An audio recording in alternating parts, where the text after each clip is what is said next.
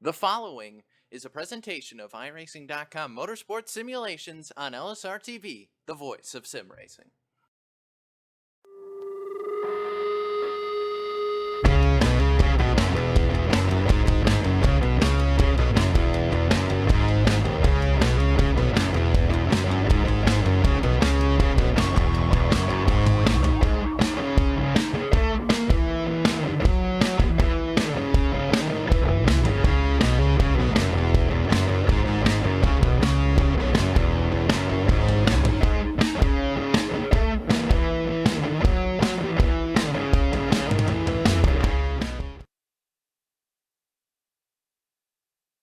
Live tonight from the Myrtle Beach Speedway, LSRTV. Happy to say good evening, sim racing fans, and welcome to our continuing coverage of this 2017 Myrtle Beach Simulation Series presented by the Championship Esports Association on your home for sim racing and iRacing Live. As we welcome you into week 7 of this short track Wednesday night exhibition, we're happy that you're with us tonight. Topside, myself, Evan Pizzocco, as always, alongside with Mr. Austin Coop and Chris Murdoch. Downstairs is the lovely and talented Cisco Scaramouche, and we bring it back into tonight, Coop. Back-to-back weeks of this Myrtle Beach Simulation Series. The Cars Esport Tour will return in 1 week's time to close out their campaign, and we look forward to that one nonetheless, but I will never complain when we get back-to-back weeks of the Myrtle Beach Simulation Series, and tonight we get a little bit of a taste of what we saw, really, from just 1 week ago, and that is getting the night kicked off with one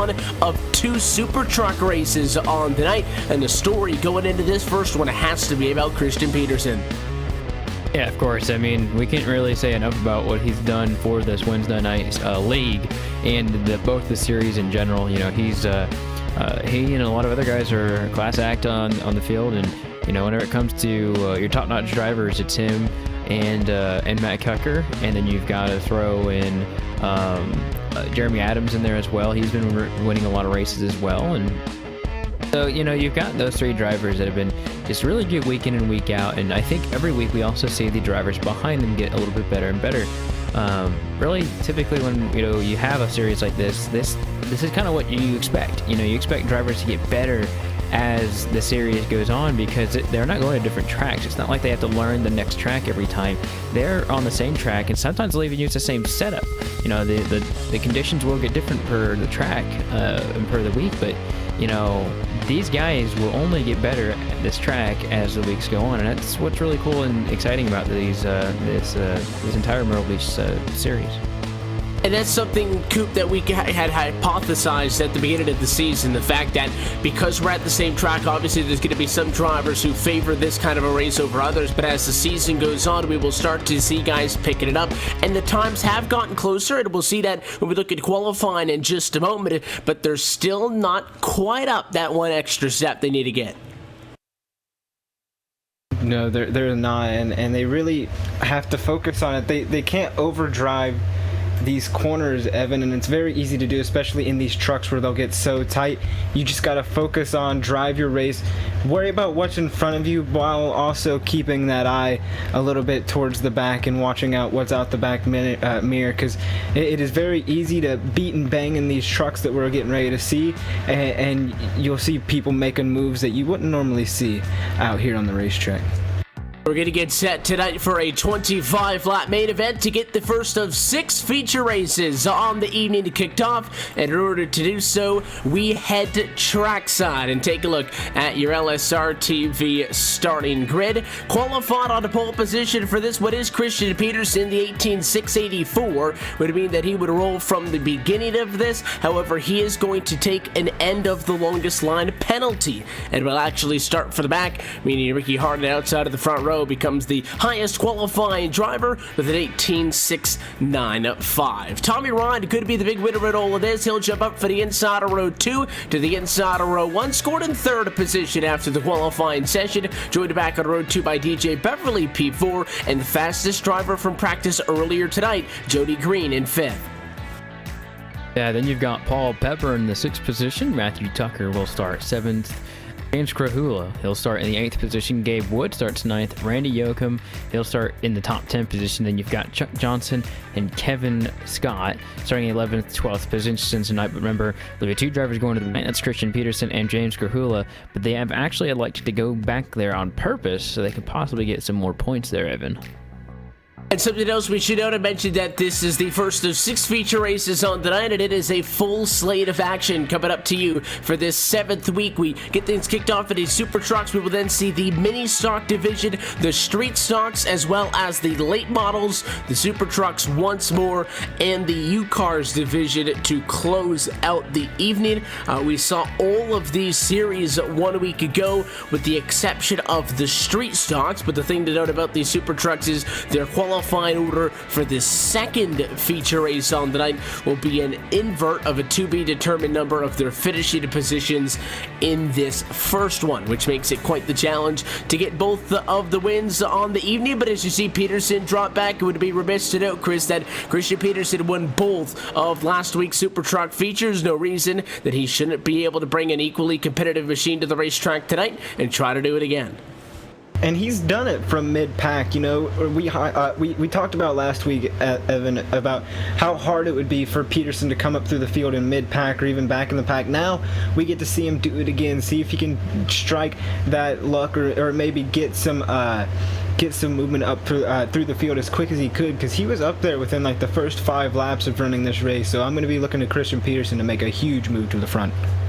Cars load up down the back straightaway. The pace car going to dive down to the safety of the pit lane, and we are ready to go racing for the 7th time this season. And as always, we're happy that you're spending your Wednesday evening with us on LSRTV and iRacing Live. That pace car drops off and away. The field going to be in the hands of the 6 machine up front, and it's Tommy Ryan who comes to and takes the American Ethanol green flag, and we are off and running into Myrtle Beach, South Carolina. The battle for the race lead still hot and at it. The 15 of Hardin using that outside line of the racetrack, does not want to give it up, and we stay 2 by 2 down through quarters 3 and 4.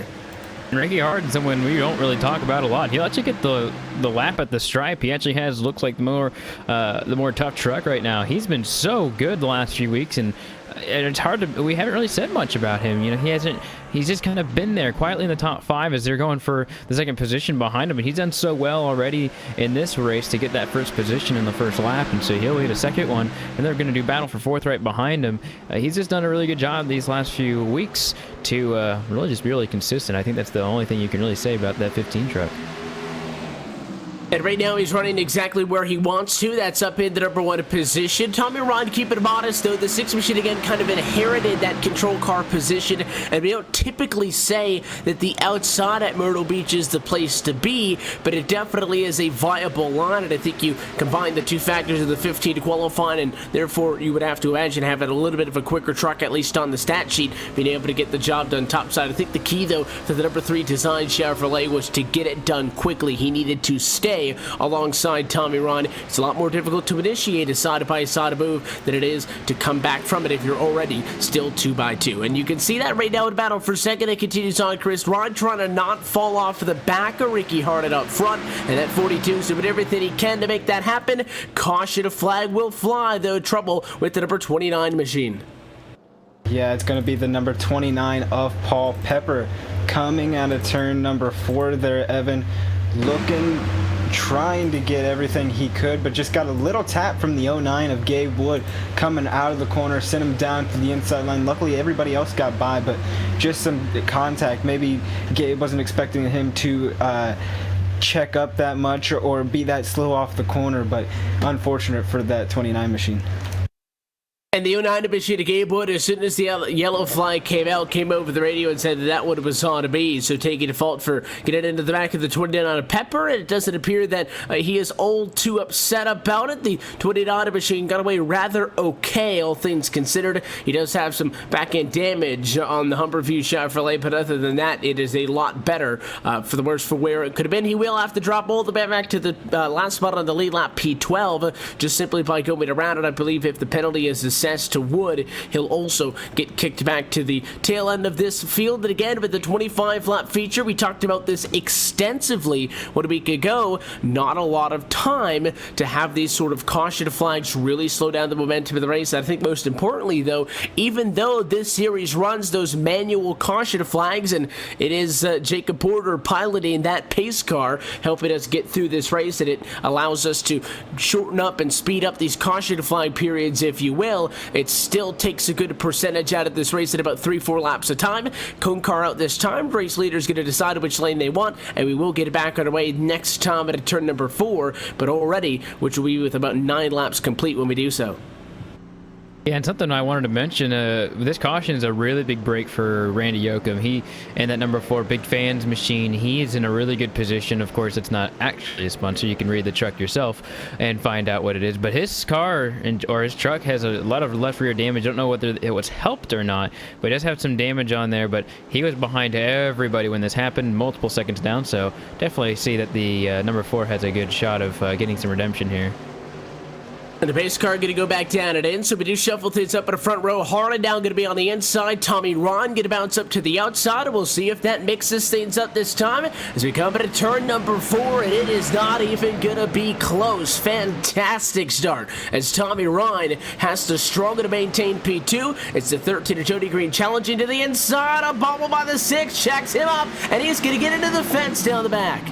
Yeah, going 3 wide right there into turn number 3 right there, and just seeing that these guys really close right outside the turn right there, and they make it somehow happen, Chris. And wow, that was extremely crucial right there that these guys backed out when they did. So looks like Christian Peterson's coming up quite a bit. He's in the 6th position right now, looking for 5th. So we will we'll see what he's able to do. He's going to try and cut low, make it 3 wide again outside of turn number 4. Maybe not right now though. And there is damage on that 6. Right recorder panel's got a little bit of a rub on it, and you can see the damage from up above, but he is not out of it. There we go another time. 2nd off for the restart in that same spot on track into the outside wall. He was 3 wide and battle with Tucker and Peterson for 4th and 5th on a racetrack. That battle going to go in favor of the driver, the number 23 machine, and we are not done yet. Still going at it. Yeah, it's still going at it, and Ryan's really taking that right side to a beating as there's a truck getting loose in front of him. That's the 43 of Matthew Tucker, almost losing it on the inside of the track there. Now Ryan gonna try to gain some positions here, but it's all smooth sailing for that 15 machine up front, 1.1 seconds in front of that 13 of Jody Green, who's having to hold off the 42 of DJ Beverly. So smooth sails for Ricky Harden. And he enjoys that, no doubt, at that 1.2 second advantage, and he's only going to have to outlast another 10 laps as of the next time by up at the front of the field. Still funny going on behind, though. Christian Peterson, again, qualified on pole position for this race, looking for what would have been a 4th Super Truck win on the season.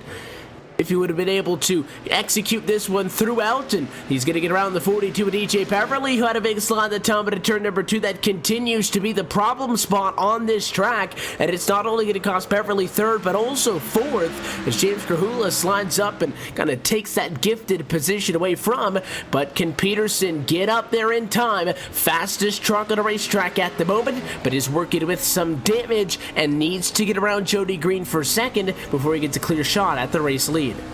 And you know, I really don't think Christian Peterson has enough time to catch Ricky Hard unless a caution comes out, just because of the fact that he was already in the lead both of the other 2 races last week, both the twins last week. He got in the lead at lap 17, and right now it's lap 18. He just took 2nd. So I'd have to believe that Ricky Harden has a really good chance of actually pulling away with this one. He's got about 6-7 laps left to go. I bet he's got a good shot of holding him off, but it is 1.1 seconds. Christian Peterson's been known to eat those gaps, so we'll just have to see how quickly that happens. I know the 23 is fast, but is he 1.5 seconds quicker than him in 5 laps? And coming into tonight, Christian Peterson occupies a 22-point advantage at the top of the Super Truck point standings. He is the only driver, with the exception of James Krahula, to win a race in these trucks. Krahula took home the win on week number 3. Peterson has won 3 total so far to this point, including both of these races as of 1 week ago, which means that Ricky Harden out in front is looking for his first Super Truck win, and Christian Peterson's going to make him sweat for it inside of 5 laps to go and close it in to 0.5 of a second.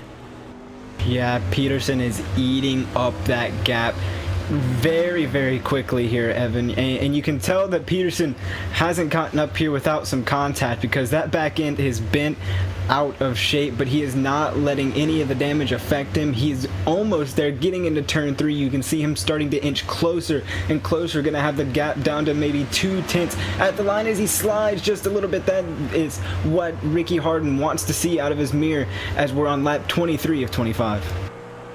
This time I'm going to be 2 to go. It looked like at points when that 23 machine was able to make up a couple of tenths per lap, he might have been able to get in striking distance, but this time by Popsicle sticks in the air, it almost looks like he's going to be a little bit shy.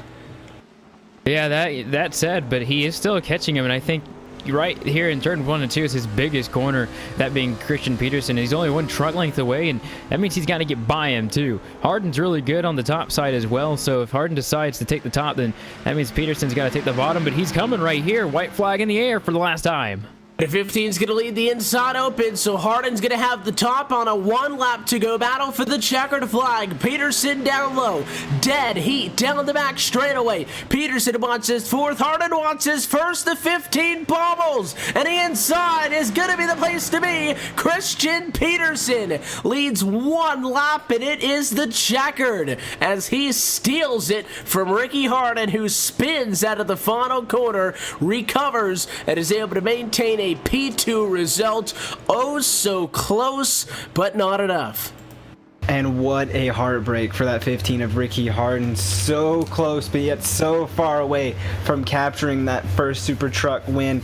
Almost had it. You can tell he was giving it everything he got, Evan, because he was bobbling going into turns 3 and 4 and coming out, getting into the wall. Cannot be ashamed of a 2nd place finish. He gave everything he had. But Christian Peterson, what a drive. Starting 12th this race, still comes home with the win. And at 2 laps to go, that gap was still at 0.5 of a second, so arguably, I think it might have been a combination of the 2 coupe with that 23 machine putting down some of his best laps when it mattered the most, and also maybe a little bit of that was the 15 machine almost getting too confident. Obviously, he was not counting out or discounting the 23, but I think maybe he got to 2 laps to go, let his guard down a little bit, or almost thought about it too much, psyched himself out, and made a mistake, because right there out of turn number 4, Peterson pushed up on him a little bit, but I don't think those 2 drivers made contact. I think it was Harden who just got a little bit out of shape into the corner and kind of freaked himself out and ended up getting into the fence. Yeah, I think it's a combination of them just being really close, knowing that each other was there, and any mistake they made, they didn't really want to run into each other. They know they talked it over on the radio, and I don't think they're upset with anything that happened. But I think if Ricky Harden actually had maybe went towards the bottom, he might have had a better chance. I know Peterson's really in the bottom, but you really want to be on that. I mean, I guess you really want to take the guy's line away, and that's where he had been running, was the bottom. That's where he was fastest. So I think it's a coulda, woulda, shoulda at this point. I mean, you never know if you don't try the top side, and I think Harden was best on the top, which is why he chose it. He felt most comfortable there. Sadly, that's where he lost the race as well in turn number 4.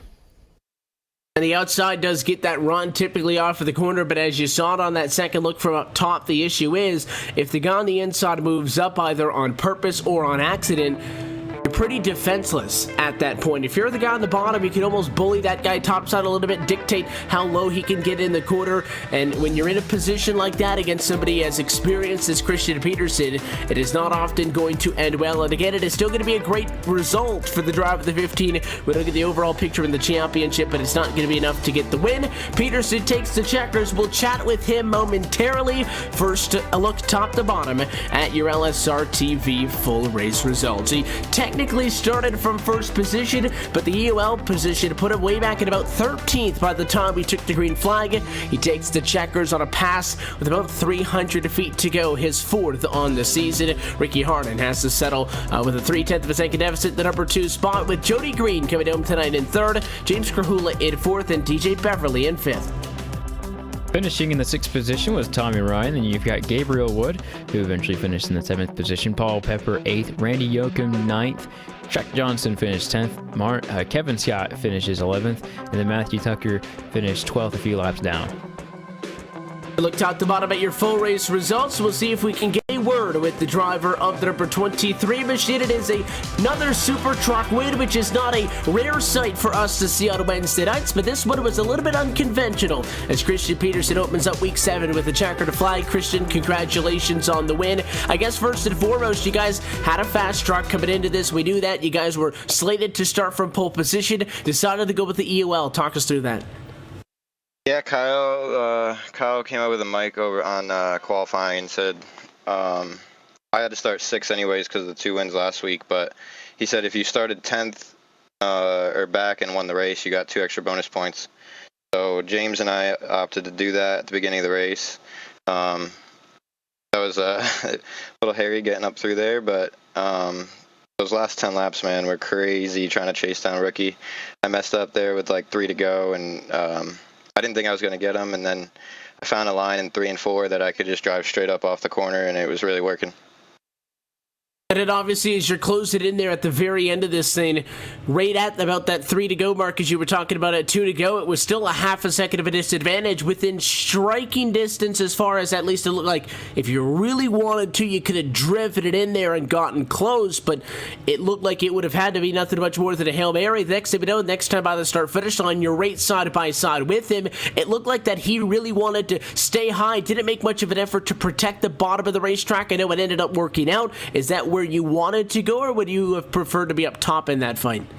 Yeah, I really wanted to just kind of go wherever he wasn't. That's why I was running that line 3 and 4, like real high on entry in case, they bobbled a little bit. I could just try to roll around them.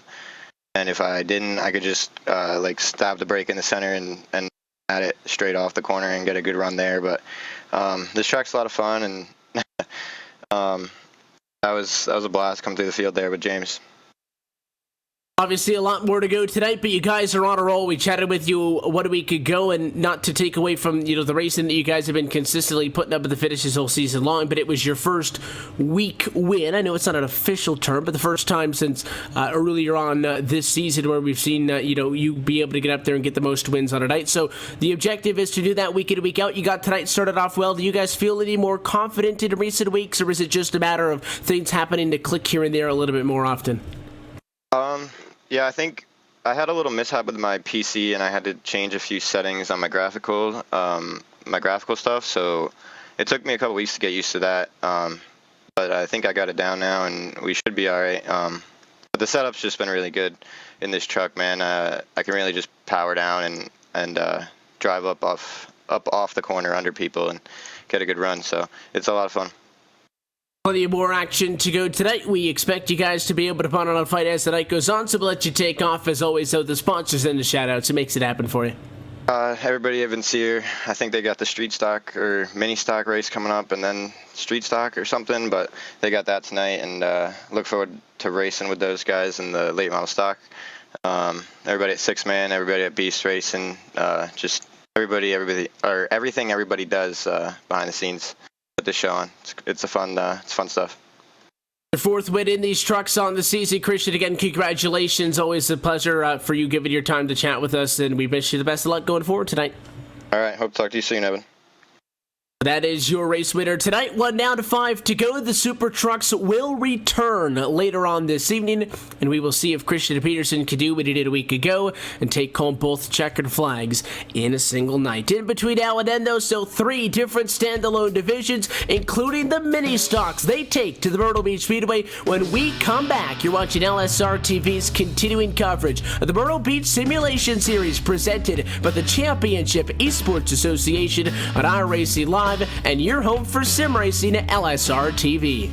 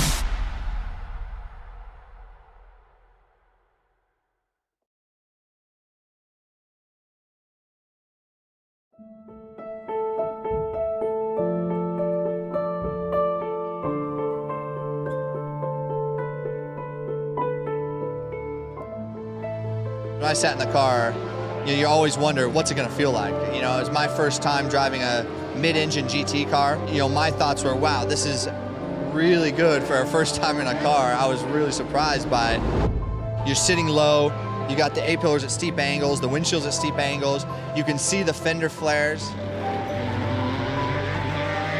I think we have a chance to win. Everything's got to go right, but I think we have a car that can win the race or be on the podium. But can you imagine how cool that would be to go back 50 years later to the year and do it?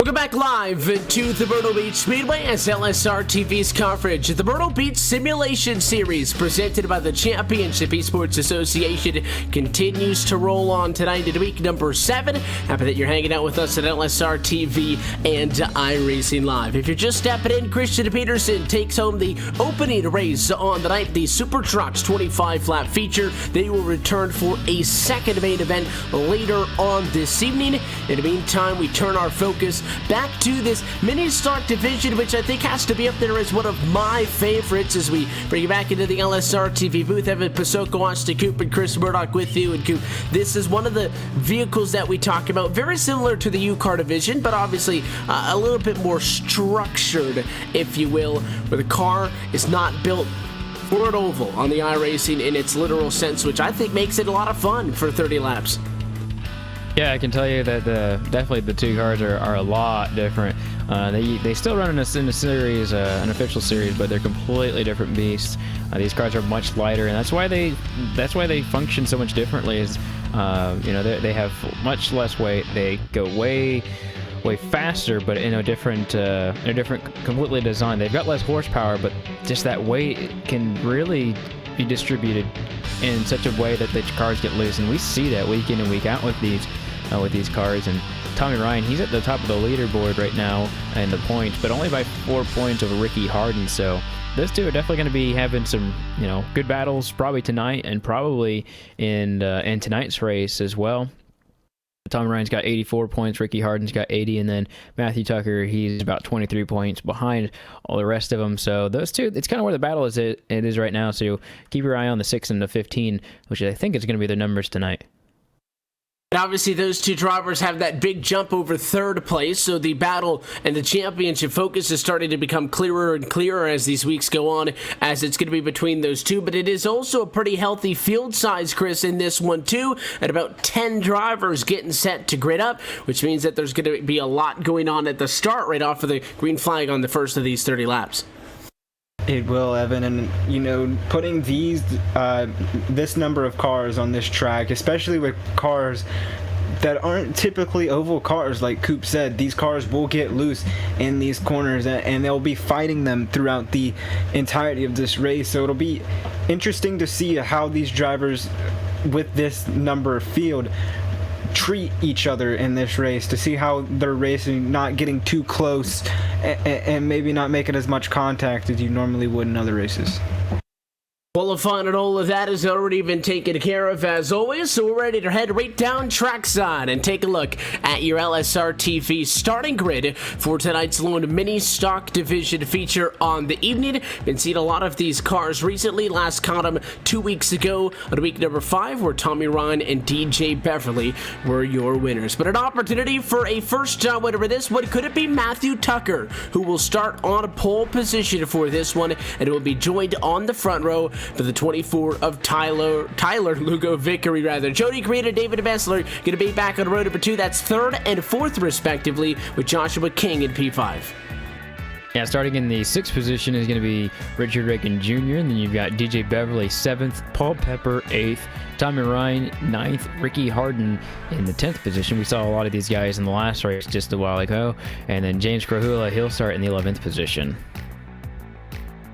That's how they rack them and stack them top to bottom. The track facts do not change week in and week out about this Myrtle Beach Speedway. Just clocking in at that little bit over a half a mile in length. Interestingly enough, with the exception of the late models a little bit later on tonight, 30 laps is the longest of the feature races we will see tonight. The street stocks immediately following this will also have 30 laps, and that's it. So it's not a huge difference from 25 laps, but I don't think you can discount it, because we saw that last race come right down to the final one. Nothing saying that this one can't either.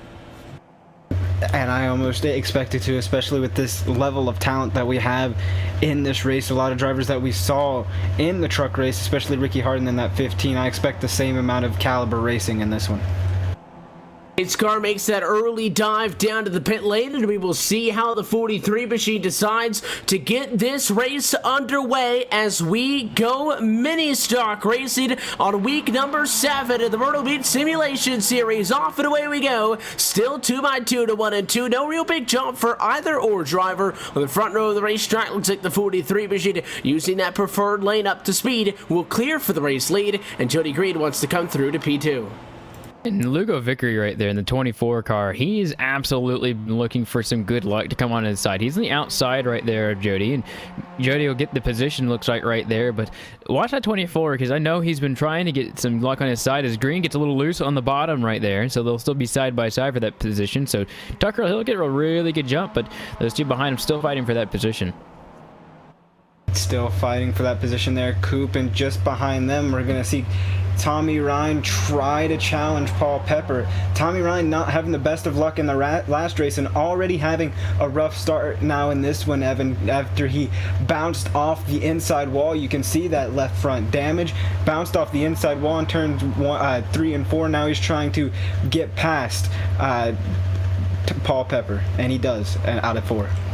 The only benefit is he's mixing it up a little bit, but there's not normally a good way to twist, hitting the outside wall first and then the inside wall. So that's going to be something to keep an eye on as the night goes on. He works really in this Hornets nest back in the pack. Things aren't as exciting inside of the top 3, who are all single filed out at the moment. In fact, 4th on the back's a good place to look, because pole sitter driver who sat to the outside of the front row, I guess I should say, Lugo Vickery, really sliding on the top side of both Reagan and Beverly getting by that lap.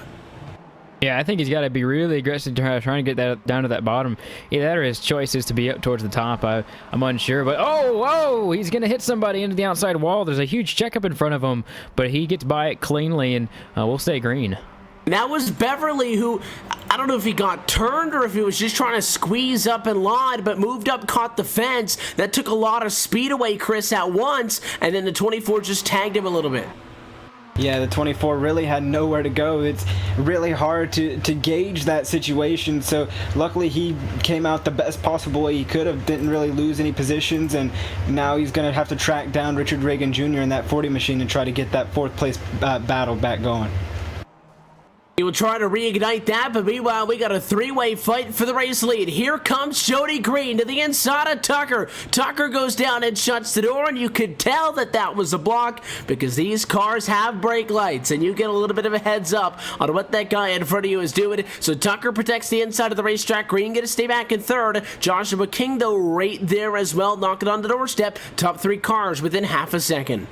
And Joshua King, he's been in 2 races so far this season, has yet to have a top 5, so he's in a really good position right now to really capitalize and get a really good finish. He's pretty low on the point standings, only got about 14 points to his name, but right now this could be a really big change for him. Probably not in the championship hunt, even though this is a really long season, but this could be a really good day for the 35 right here. And the 13 of Jody Green, he's also going to be a really good position as well. He's only had 2 starts in this season, and he's already in second. And Jody Green cannot quite make the pass on Matthew Tucker just yet. You can see him shading the inside line. Matthew Tucker thinking about going down and blocking him, but he's not, and they almost touch going into turns 1 and 2 there, Evan. But side by side coming out of 2, Jody Green is hungry for that first place position. And now has the inside positioning, bullying down to the inside of the racetrack, side by side for the lead at lap number 10 of 30. Does King try to get in on the action, force the 3 wide, and maybe take advantage of the side by side in front, or does he decide to sit back and wait until the guys in first and second place sort it out amongst themselves? Still door to door in the battle for the race lead. The 35 appears to be wanting to go bottom, holding that white line throughout the quarter. This is going to slow everybody down, though. Do not count out Richard Reagan Jr., who's creeping into that shot from P4. Oh, and look at the 13. He almost got completely out of shape, and he does. He hits the 43. The 43 is going to get turned around. Oh, and it's kind of the same situation we saw there, Evan, with the 24 of Lugo Vickery and DJ Beverly. You just get up in that outside wall, and you just lose so much speed so fast, and King had nowhere to go and just plowed into the back of Tucker. And a tough break for Tucker is, again, he got hit by that 13 machine to begin with, but you're right, as soon as he got up on that outside wall, it just grabbed that car, slowed it down, and if you look at that pit wall down the back straightaway, it's almost angled outwards towards the racing surface so that the bottom of the wall is further away from you than the top, so you almost get pinched under it and you lose so much speed that 35 machine, again, there's nothing you can do about that. And he gets into him and tags him, and this time it involves the driver who qualified on a pole position. Tucker was under fire, yes, but was still in a competitive position at that time, and unfortunately for him, it's going to drop him all the way to the back as well. I've given him that heavy damage, basically ending his hopes at a checkered flag.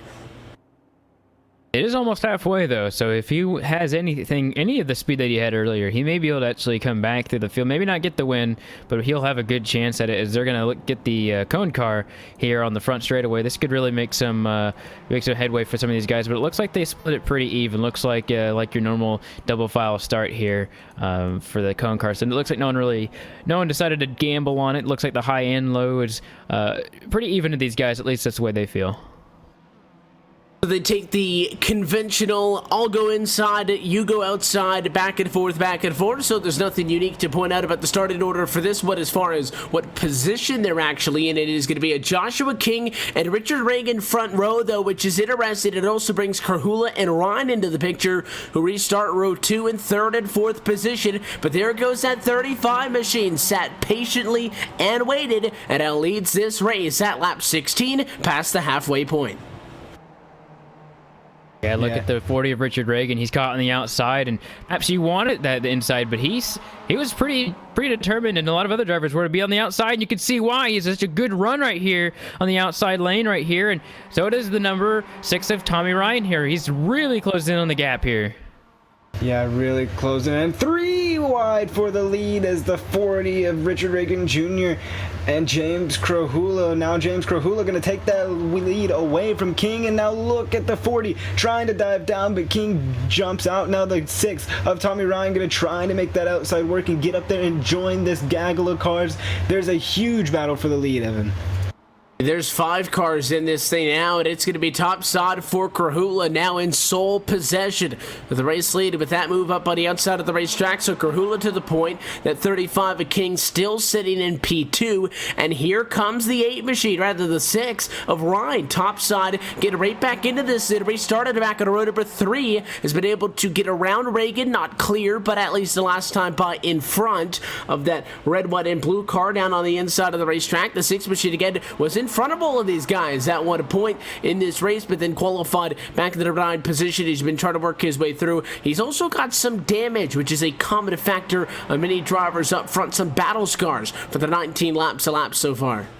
Oh, and he gets absolutely blocked by Joshua King right there in turn number 1. And you've got to say that the number 6 of Tommy Ryan, he's won 2 races. He wants to get himself a 3rd one, but the 2 guys in front of him, they wanted to just win the race. And Krahula made an absolutely good move to get that lead. And for this battle for 2nd right now, it still rages on. And 35 Joshua King's going to try everything. And here comes 3 wide with Richard Reagan Jr. on the very bottom of the track. This is what we saw earlier for the lead.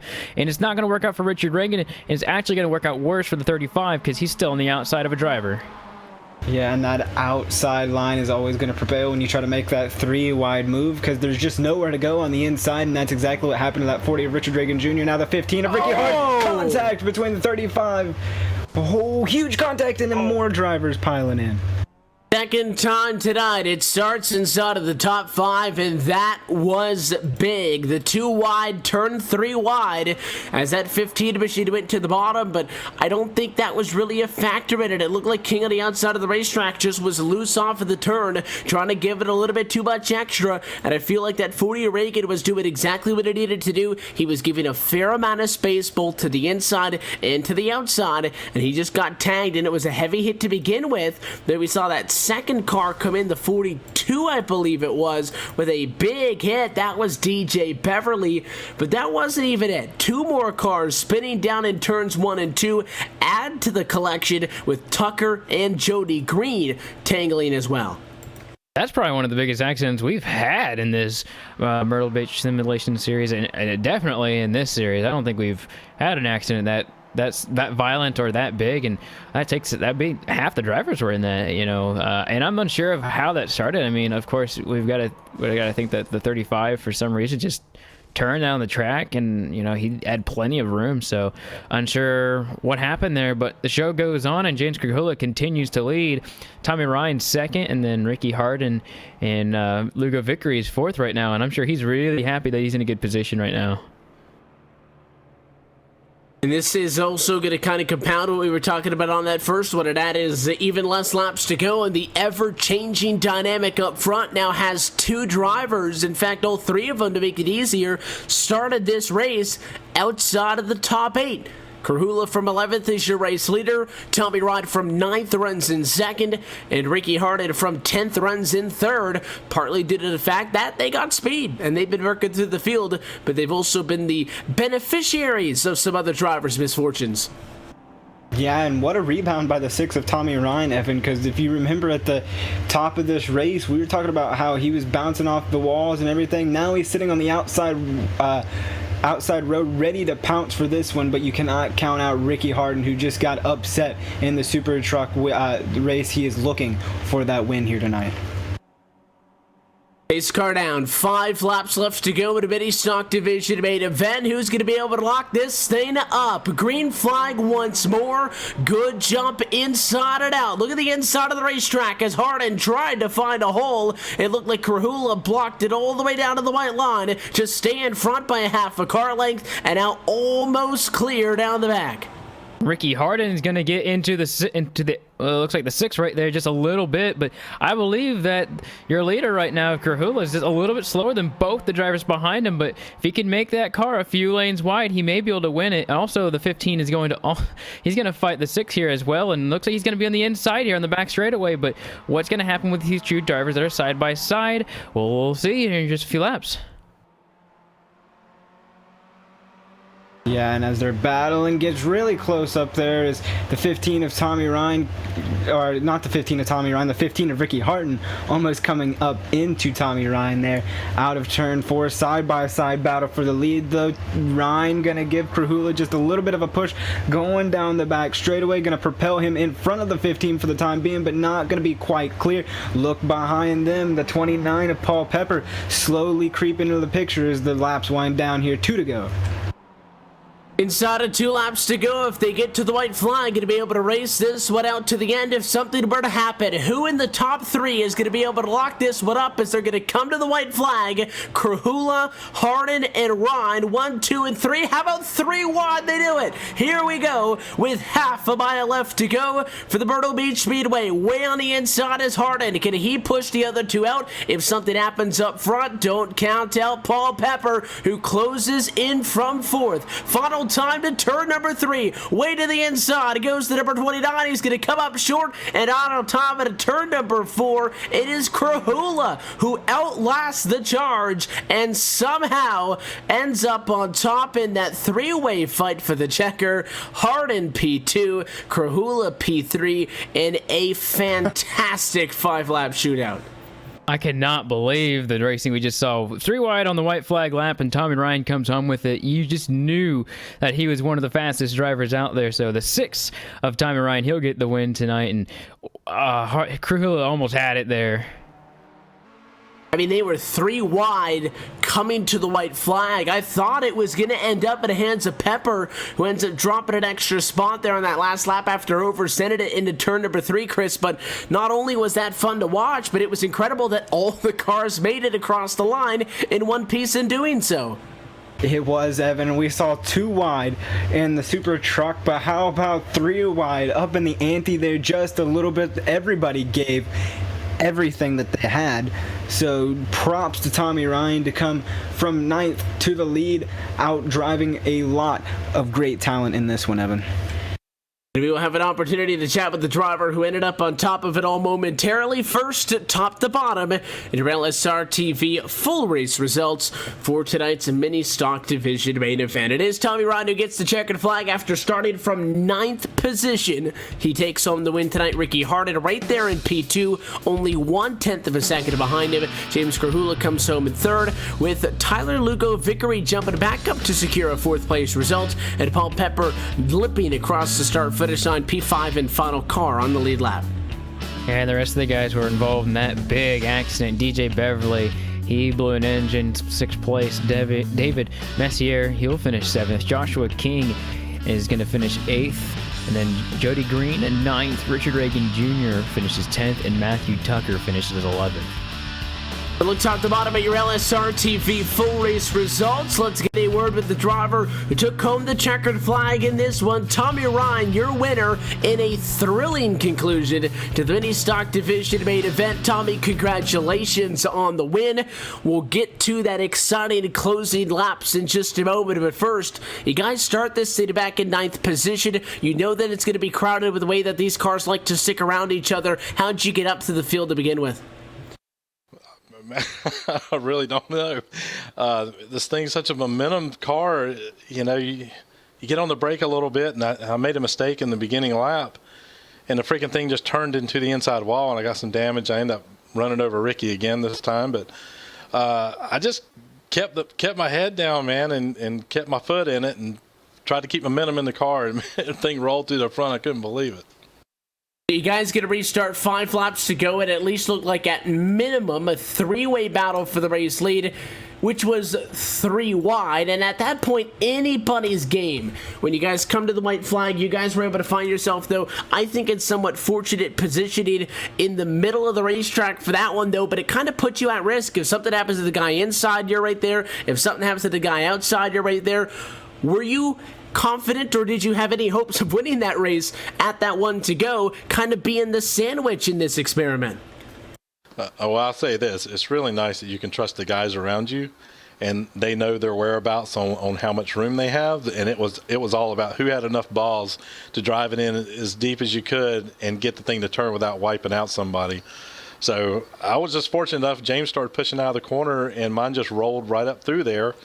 But yeah, I knew I had Ricky on the inside, and I had to give him enough room, but not give James enough run on the outside, because the third lane can prevail if the two get bottled up. But man, that was a hell of a race. That was a lot of fun.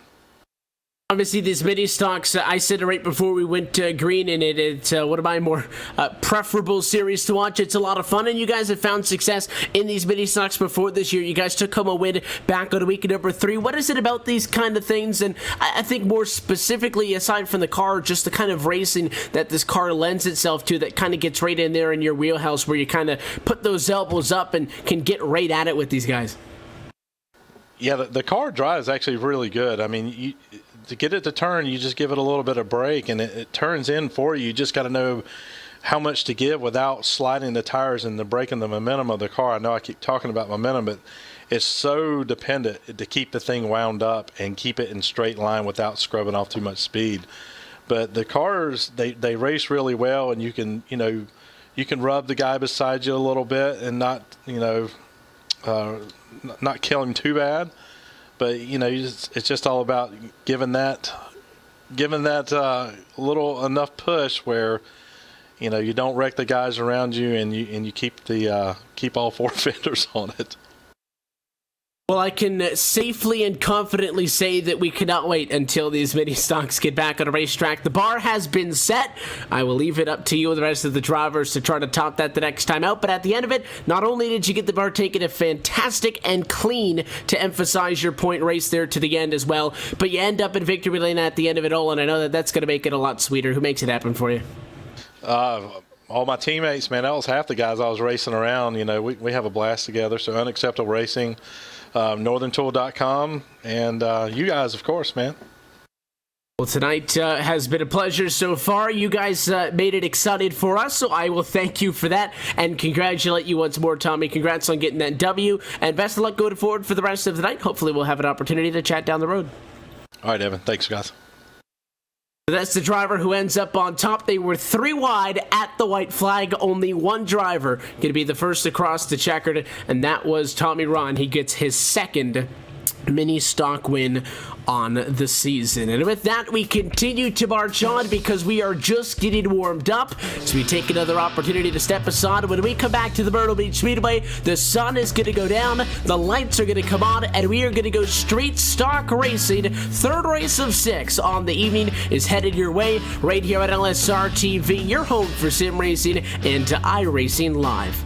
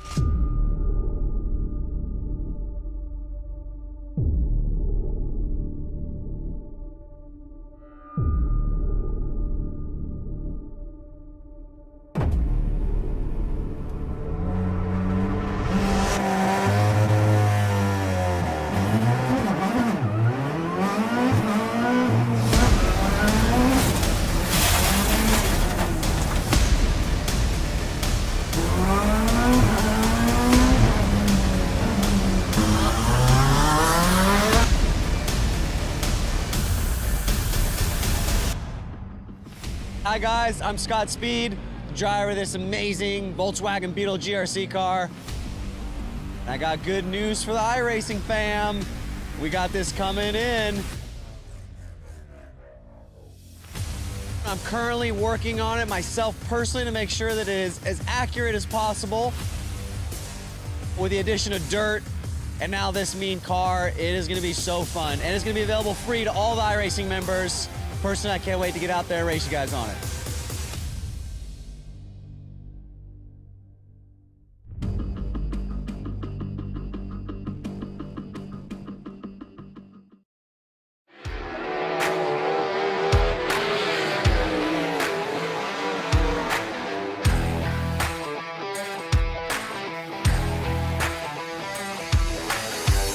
I actually, really enjoy dirt racing. Feels good to get in the car, and we have, great cars and engines and things at KKR, so it's nice to drive a fast sprint car.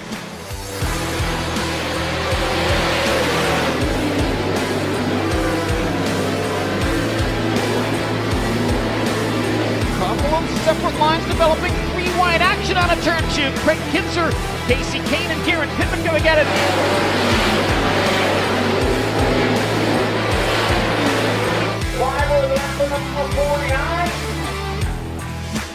I think the differences between, NASCAR and the sprint races on dirt is just a much different mindset. The way you drive your cars, the setup, the feel you're looking for. I think one of the hardest things to tell as a fan is when you're watching a race, whether it's a NASCAR race, a dirt race, is just what's really going on in the car. With iRacing, you can get the way that the track's changing, which they've done a great job in how the track changes throughout the night or throughout the race, just to try to capture it and let the fans play it and realize, like, man, there's actually a lot going on, and you can't always see that when you watch a race. So I think it's pretty neat. It's, enjoyable for me, but at the end of the day, it's actually much of a simulation, and there's a lot of ways that you can learn from that. And, early on, it was neat to look at the Cup tracks that I was going to, places that I had never been. So I think it kind of gives you a head start leading into a weekend. It's pretty real life, and that's pretty neat.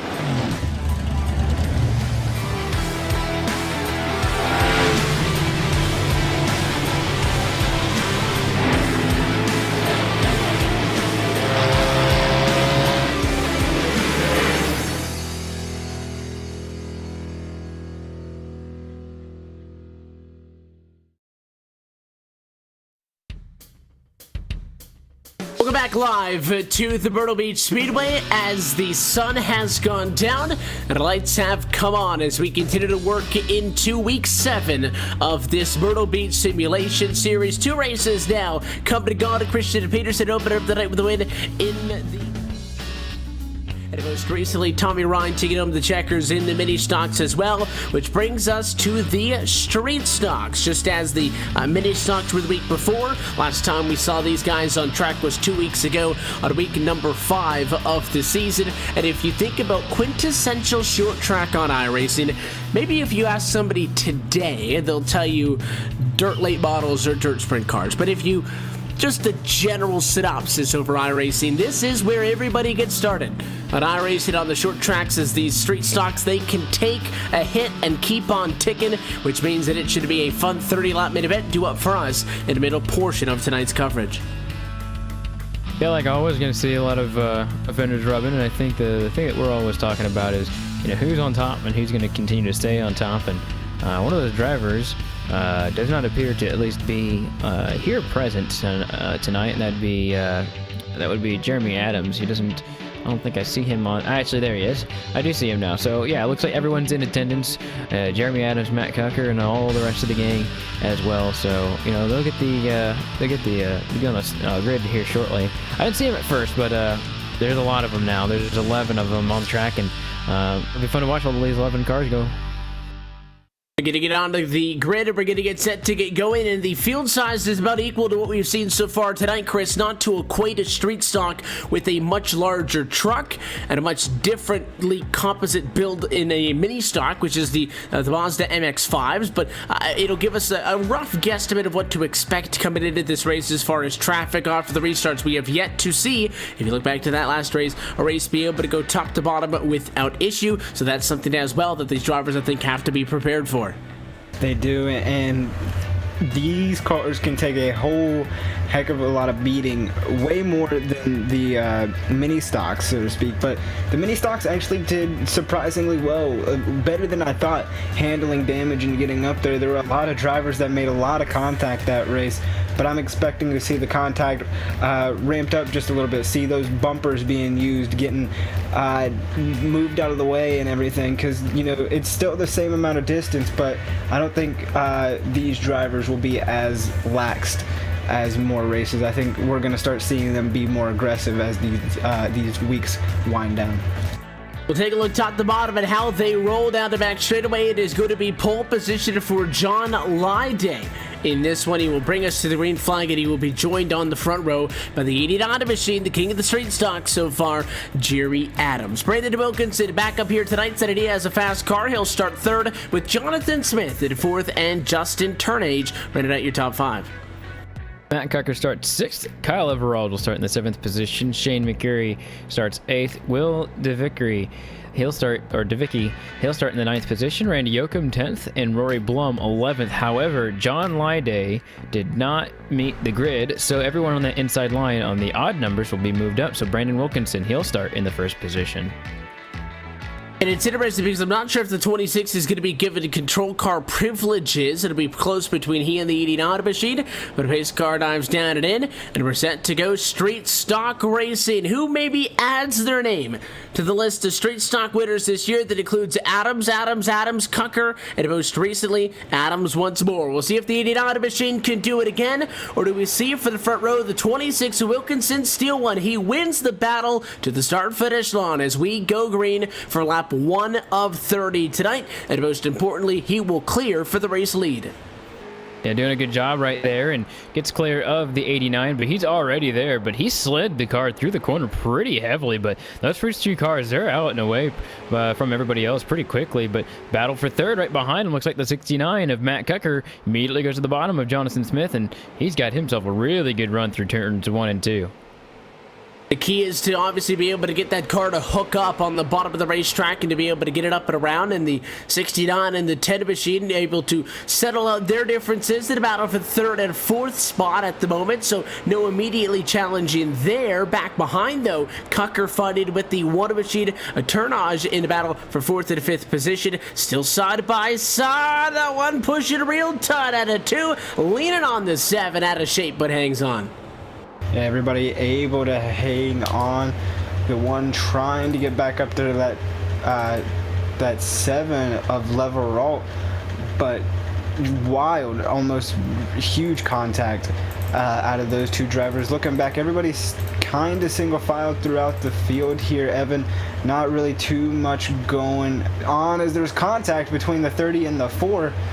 The 30 of Will Javicki giving a little shot to that 4 of Randy Yoakum going into turn 3 and 4. Not going to upset him. If anything, it propelled that 4 just a little bit farther ahead of that 30 car. So there's been quite a bit of contact. They did say that the street stocks do lend themselves to being able to take a little bit more of that than some of their fellow counterparts on the short tracks on the surface, but at least at the moment, Brandon Wilkinson, despite the fact that his car looks like it's been through the most, his car's okay, and he doesn't really have to be all too concerned about any contact at the moment. 7/10 of a second right now in front of Jeremy Adams, who I'm sure is going to have his hands full with another race winner in these cars already this year, Matt Cucker, and it may be soon to be battle for P2, but for the moment, fastest car on track pulling away up front is that 26. Well, he's actually already got around him here, Evan. He's actually got himself by a car length here on the back straightaway going to turn number 2. So that battle's actually already completely gone, and he'll set his sights on the 26 of Brandon Wilkinson right here on the front straightaway as Wilkinson, his lead is kind of coming down just a little bit, but those first 3 cars are definitely the class of the field, but about half a tenth difference between Wilkinson and it looks like that's, yeah, and Cucker. That difference is about half a tenth per lap here, Chris. It is, and this is the first race of the night that we've seen that 69 machine of Matt Cucker make an appearance. Still trying to track down Brandon Wilkinson, and he's doing a very, very good job of basically leaving Jeremy Adams in the dust, pulling a strong but not quite big gap on Jeremy Adams in that 89, starting to pull away. Meanwhile, back we got a battle between the 1 and the 7 of Kyle Leverott. Dustin trying to go up on the inside, maybe get that battle reignited, Evan, as they're going down into 1 and 2. Not quite there, hanging on the quarter panel. He's going to get the run off of 2, going down into 3 and 4. Not going to be able to quite get there. Now he is almost sliding up with contact, almost again out of turn 4. Yeah, really struggling to keep that car stuck down to the bottom of the racetrack, and it's the second time at least that I've caught with that 70 machine with very close encounter up on the outside of the racetrack. No issues though. Leverott doing a very good job of not really letting it get to him and not overreacting. He has moved up accordingly to give that Fanatec number 1 machine that little bit of extra real estate he needs, and then gets right back into his groove. And even when they're not side by side, leaving that inside open, so maybe Leverott just in general favoring that little bit of a higher line. There's also a little bit of, I think, to the 7 of Leverott, the know that he's ran the bottom a lot this season, but he's also been ran into a lot. You know, he's been ran into so many times this season, and I feel like if he's going to be good and he's going to be fast, I think maybe the high side, but I think maybe just perhaps he can't get the bottom hooked up, because I feel like he probably wants to get that bottom hooked up, but he's an entire lane and a half. I mean, I would assume that he'd be wanting to be right there in the bottom, but right now he does have his hands full with that 1, and they're still doing battle for that position. Meanwhile, towards the front, the lead has got a little bit smaller between Wilkinson and Cucker, and Adams is still there. So I'll have to see these 2 and or these 3 really, and see what they can do. Yeah, trying to focus on these 3 as a caution's out here, trying to find where it's at, and that's going to be that 72 of Rory Blum sitting the wrong way on the racetrack there, guys. We'll have to get the replay machine up and going. Looks like contact between the 46 of Shane McCurry and the 72 going down into the corners 1 and 2. Maybe the 46 getting just a little bit too hot into the corner and making that 72 car way out of shape as he was trying to fight it the whole way up the track, but eventually had to give in to the spin. And it didn't look like McCurry was caught off guard at all by that. Typically, I would think that if somebody, gets on the brakes a little bit sooner than I'm anticipated in front of me, you're going to make some sort of immediate evasive action. It almost looked like he was trying to drive it in a little bit deeper to move to the 72s outside because he was stuck behind him and just clipped him in trying to do so. It was a strange accident, and it wasn't all bad for Blum. He's only going to drop 1 spot because of this incident from 9th to 10th position. Cars really not torn up all that much, so I don't think it's going to be a huge factor. Just keep an eye on those 2 if there's any bad blood amongst them when they restart side by side, but other than that, a pretty lazy spin in 2. Yeah, it's really hard to control the car when it's up there. There's not a whole lot of grip up towards the top of the track, so a little bit of help can go a long way whenever you're already kind of outside of the racing groove. Those guys were really high up the track, so I'm unsure of why McCurry actually got into him, but nonetheless it happened. He spun, and we're going to re-rack everyone up a little bit over halfway on this race. Now with this lap now in the books, they're going to get the 1 to green as the cone car has come out. Wilkinson will stay on the bottom. Cucker will be on the outside. Then Jeremy Adams will be back on the bottom. So top 3 getting going, and then Leverott looks like he'll maybe get a position on Jonathan Smith by taking that outside line, which he's preferred all night so far. And it's going to be 2x2 as they head off to quarter number 1. We'll see if there is going to be any sort of advantage inside or out. The battle for the race lead will be won by Wilkinson. He had a little bit of a 4/10 of a second gap, I believe it was, at the moment of caution, but the 69 was closing. So expect Matt Cucker to be all over him at 12 laps to go. Give a shot to the back bumper last time, and 3 and 4 continues to sit right on him. Yeah, trying to sit right on that 26, going to pounce on any mistake Brandon Wilkinson makes.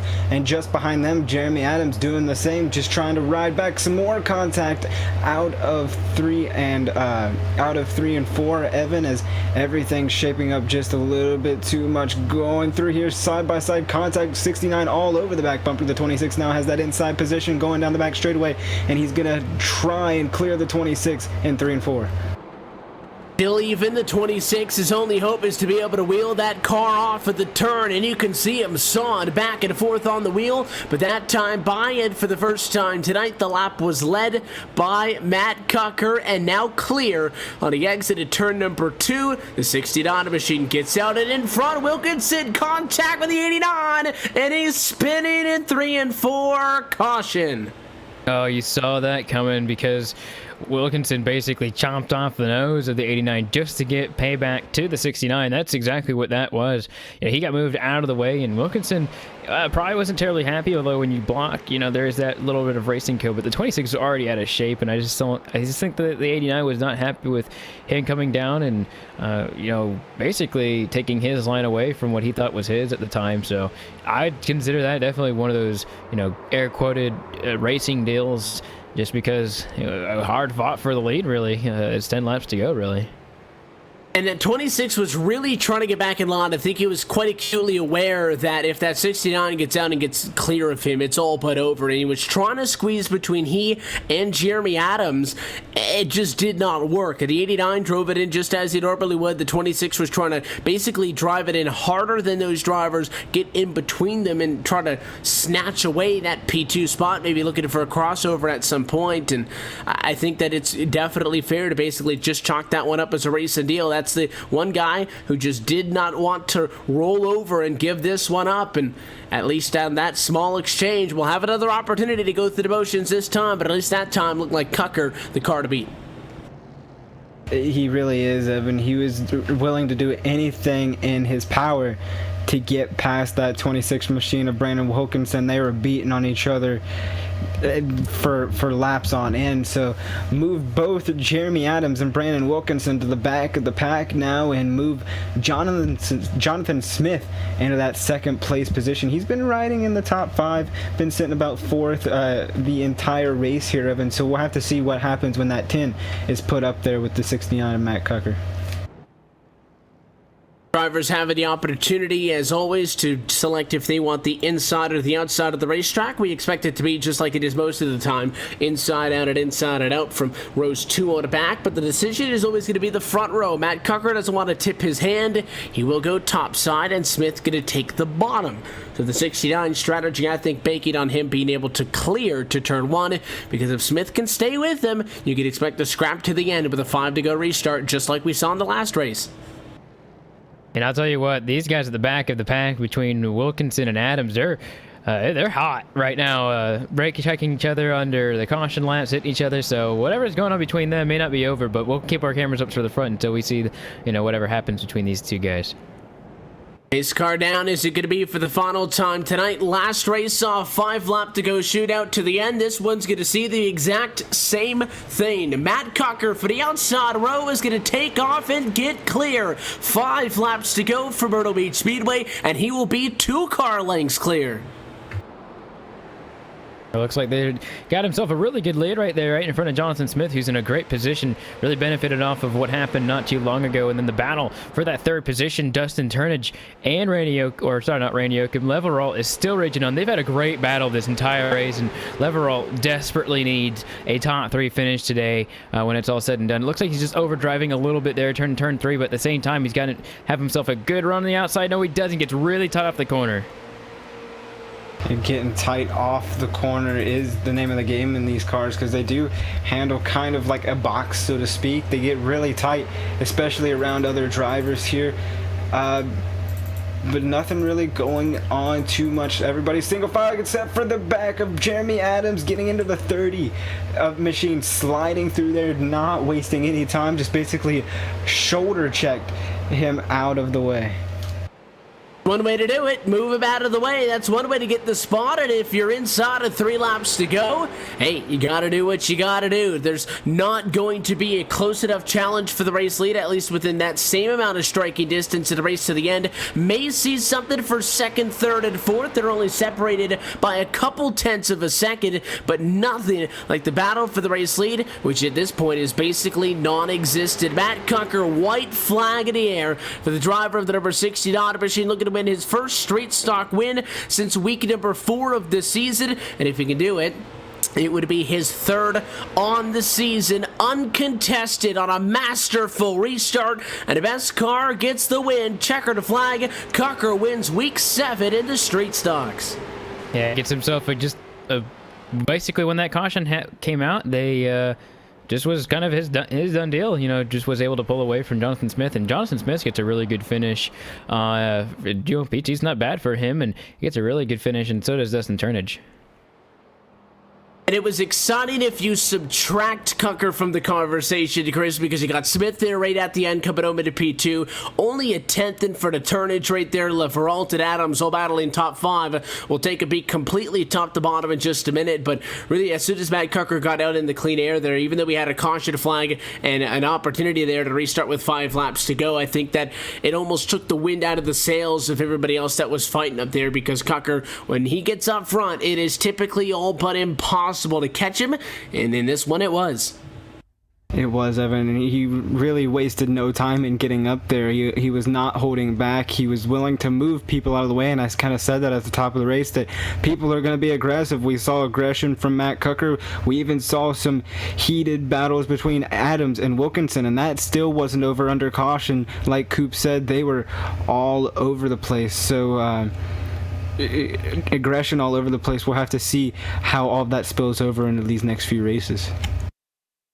And we will see the next time the street stocks are with us in a couple of weeks' time. It's their only race for us here on this evening, and the best way to kind of break things down is to chat with the race winner. We will do that momentarily. First, a look top to bottom at your LSRTV full race results for tonight's street stock main event. It's Matt Cucker, who, despite starting for the number 6 position, takes a convincing 1.7 second win over Jonathan Smith in second, and Dustin Turnage, who comes home in third. As previously noted, Kyle Leveralt comes home at a P4, with Jeremy Adams rounding through your top 5. And right behind him, Brandon Wilkinson finishes in 6th place right behind Jeremy Adams. And then you've got Randy Uckham, he finishes 7th. Shane McCurry finishes in the 8th position, with Roy Blum and Will Duravicki in the 9th and 10th position. And then John Lyday, he was going to start first, but he did not actually grid up, so he would have finished 11th.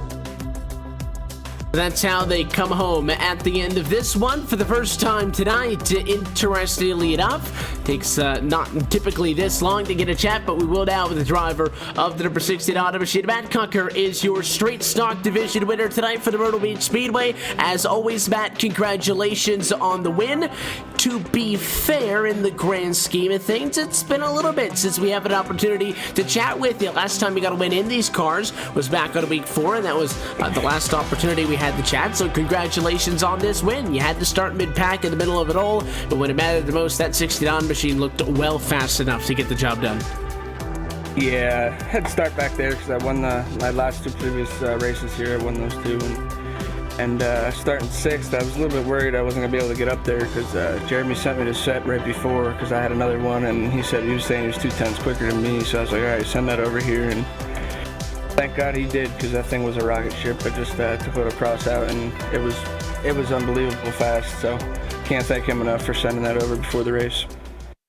The race itself only had, this very limited amount of caution flags, but it did look like there was a little bit of contact out there. I guess that's something that comes to be expected when you're driving a street stock. They are able to be a little bit more physical with one another and keep on going without issue. For you being in the middle of the pack there, was the objective primarily to keep the car clean while working your way up, or were you just trying to get your way to the front first and foremost and then kind of assess the situation from that point on? Yeah, the main goal was just to try and go and get to the front as quick as possible, because these street stocks, they don't fall off too much. I think I fell off 2/10 on that 30-lap run, so they don't fall off very much. So I knew I had to go hard at the beginning there, and went hard enough to get up there. And then I don't know what happened, Brandon. I blocked me once, I'm okay with it. Blocked me twice, unless it's last lap, I'm okay with that. But I don't like blocking very much, so I had to do what I had to do. And when it comes down to it, the short track move is going to get the job done. Any night feels good when it ends up in victory lane, but especially when you're able to get back to victory lane after a couple of times off. And it's another win in these street stocks. We are able to see you find success in a multitude, I guess I should say, of divisions here in this Myrtle Beach Simulation Series, but ever so consistent in that number 69 street stock. What do you love so much about these things? I mean, I think I like the most because you can bump a little bit more, and I mean, I grew up around short track racing, so I saw a lot of bumping and moving people, and the fact that, like, when you do bump, it's not net code where it'll send the guy up the track and spin him out instantly. You can actually, like, bump a little bit and not wreck them, and they're just, I think they're the most competitive car besides the street stock. I mean, they're the two closest things that the iRacing has, I think, to realistic racing right now on iRacing. Well, it's always a fun time when we get to see this division, and we were happy to see both these into mini stocks making a return, because it's been a couple of weeks since we've seen both divisions, and congratulations to you and the guys for being able to get the job done. It's another win in these cars, the sponsors, and the shout-outs who makes it possible. I gotta thank Jeremy again, Team Vincier, iAnalyze, Bubblecom, and I also want to thank you guys for broadcasting, and Kyle Burns for putting the show on along with Myrtle Beach. And I want to put my thoughts and prayers are with Jeremy Watkins, as he isn't here with us tonight racing because of his brother's in the hospital and not doing too good. So our thoughts and prayers from the team are with him. We'll extend those thoughts as well, Matt. Again, always a pleasure chatting with you. Congratulations. Thanks for giving us some time post-race. Best of luck going forward, and we hope to chat soon. Yeah, I hope so. Thank you. Matt Cucker gets the win in the street stocks tonight. We're halfway home tonight for the Myrtle Beach Speedway. 3 down, still 3 races to go, including tonight's main event, 60 laps in the Blue Ridge Napa Late Models Division. That is coming up next, right here at LSRTV at iRacing Live, as our coverage of the Myrtle Beach Simulation Series continues. You're watching Week 7 on the 2017 season.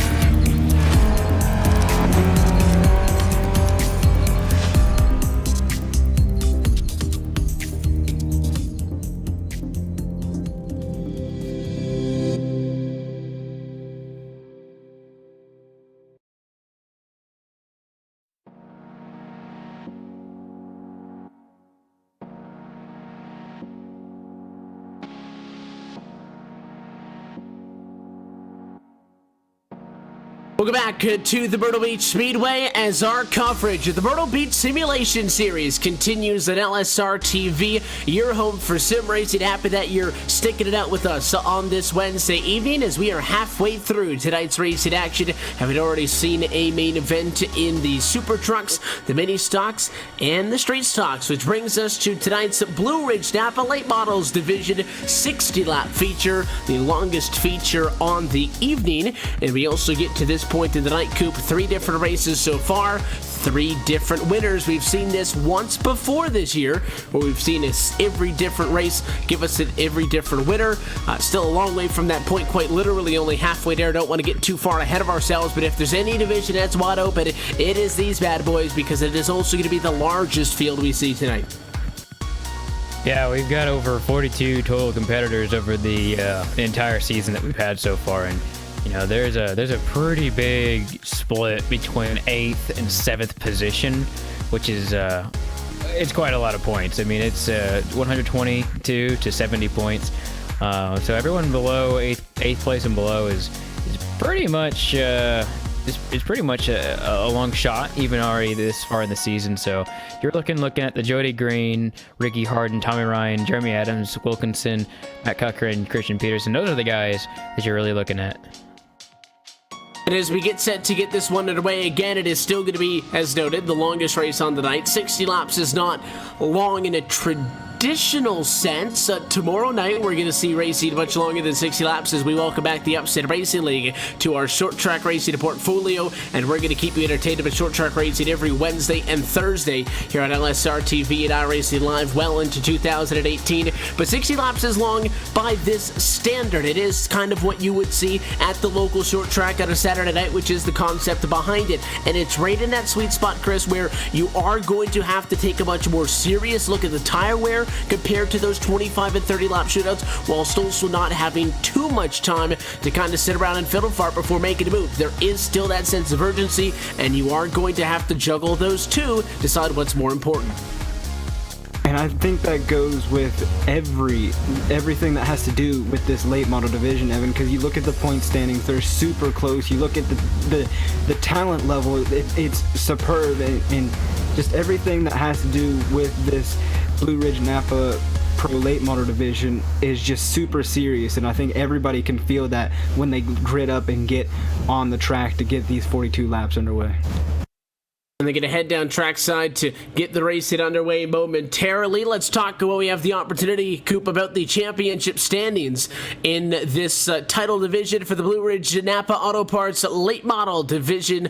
It is Christian Peterson at the top of the pile right now, 9 points to the good over Matt Cucker, and then Brandon Wilkinson third in the championship, 23 points back. All the top 3 in the points have a win in these cars, so it's clear the bar is up there if you want to compete. And it's only those 3. You know, you've got 2 wins to Peterson, 3 wins to Cucker, and 1 win to Wilkinson. And like you said, I mean, those guys, they're the ones that you wanna go try and beat. And Cucker even has 1 less start as well. So you know, a lot of these races have the points based on, you know, the field and how much the field has. How many drivers are in the field? You beat 17 guys as the first place finisher, you're going to get a certain amount of points. You know, if there's 25 guys, you're going to get quite a bit more because there's more guys that you beat. So, you know, these guys want as many people to join this race as possible. Is that way they can maybe get as many points if they win. Of course, you know, it's always the opposite if they don't win that race. And it is a big field top to bottom. Let's start digging through it. Begin with your pole sitter as we take a look at the LSRTV starting grid. It is going to be Connor Blaze on a pole position, joined on the front row by more familiar name Tommy Ryan in the number 6 machine. You look back at row number 2, more familiar faces, championship competitors Brandon Wilkinson will roll from 3rd position tonight with Matt Cucker alongside P4. DJ Beverly, big pickup from the warm-up, will start from 5th. Starting in the 6th positions, Jeremy Adams, Jody Green 7th, Christian Peterson, he'll start from the 8th position. Then you have Jonathan Smith and Jacob Porter starting 9th and 10th.